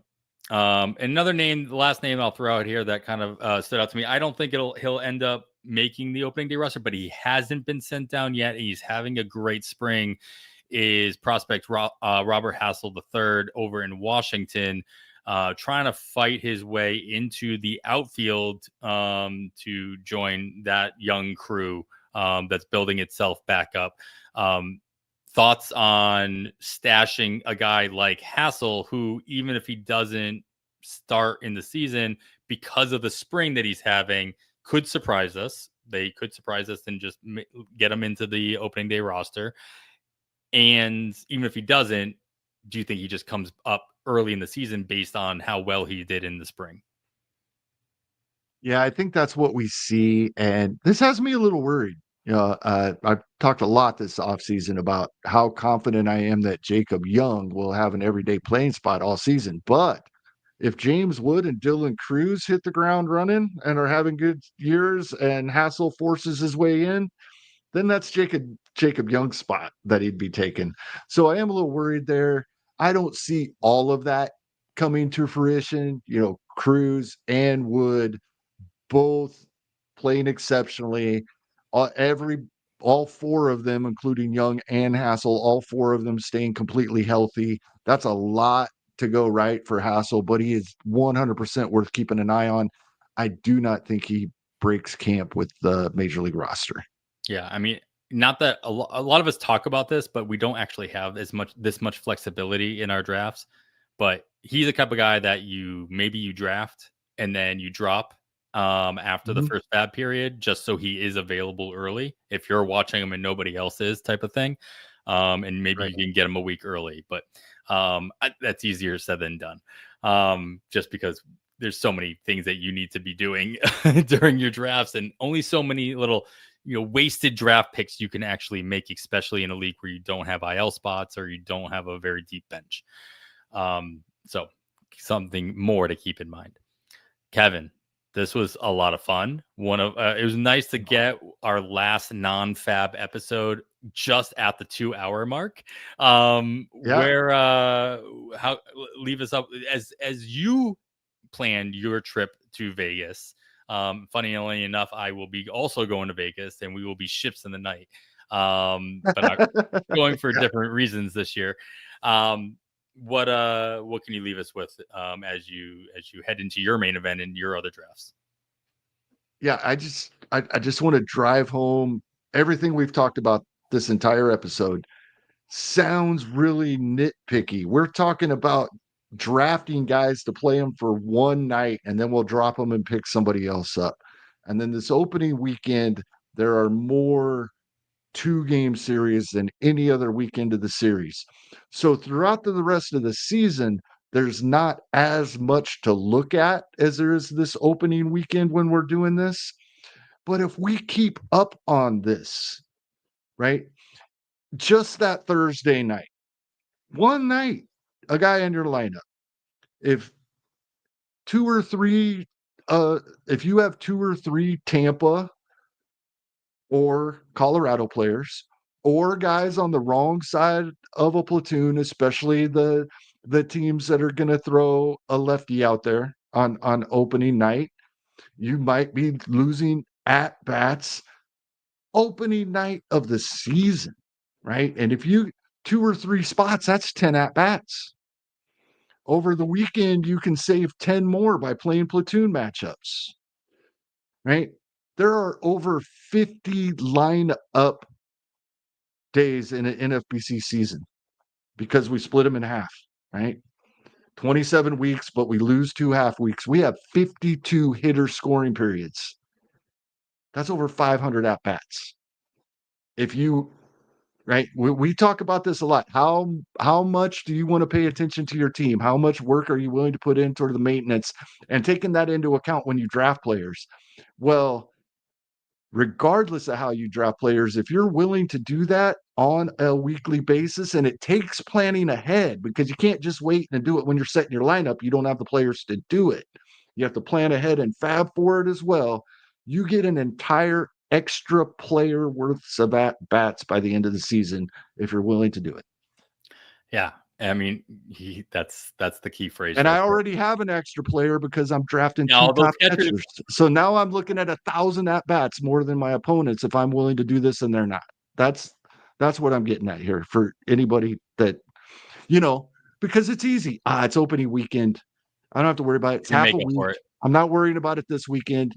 But then you start saying things like that all year long. You got Memorial Day weekend, 4th of July, right? We talk about it on all the holidays. You have other things that come up in your own life. You end up, even if you are, because I'm speaking from experience, most weeks I'm good about it. But if there's weeks here and there, you start throwing things away, it only takes 4 or 5 times, and you've probably given up 100 at bats. Not to mention that the beginning of the season is when everybody's paying attention. Everybody's putting in the work, the extra work. It's the second so half. Don't blow off the opening weekend. Yeah, everybody's paying attention. So if you're not, and then right. You have to, hopefully you're still paying attention in August and September, and you can make up for it. But why put yourself behind the 8 ball? Just do the work now. If you're going to put the work in August, put the extra work up in April as well.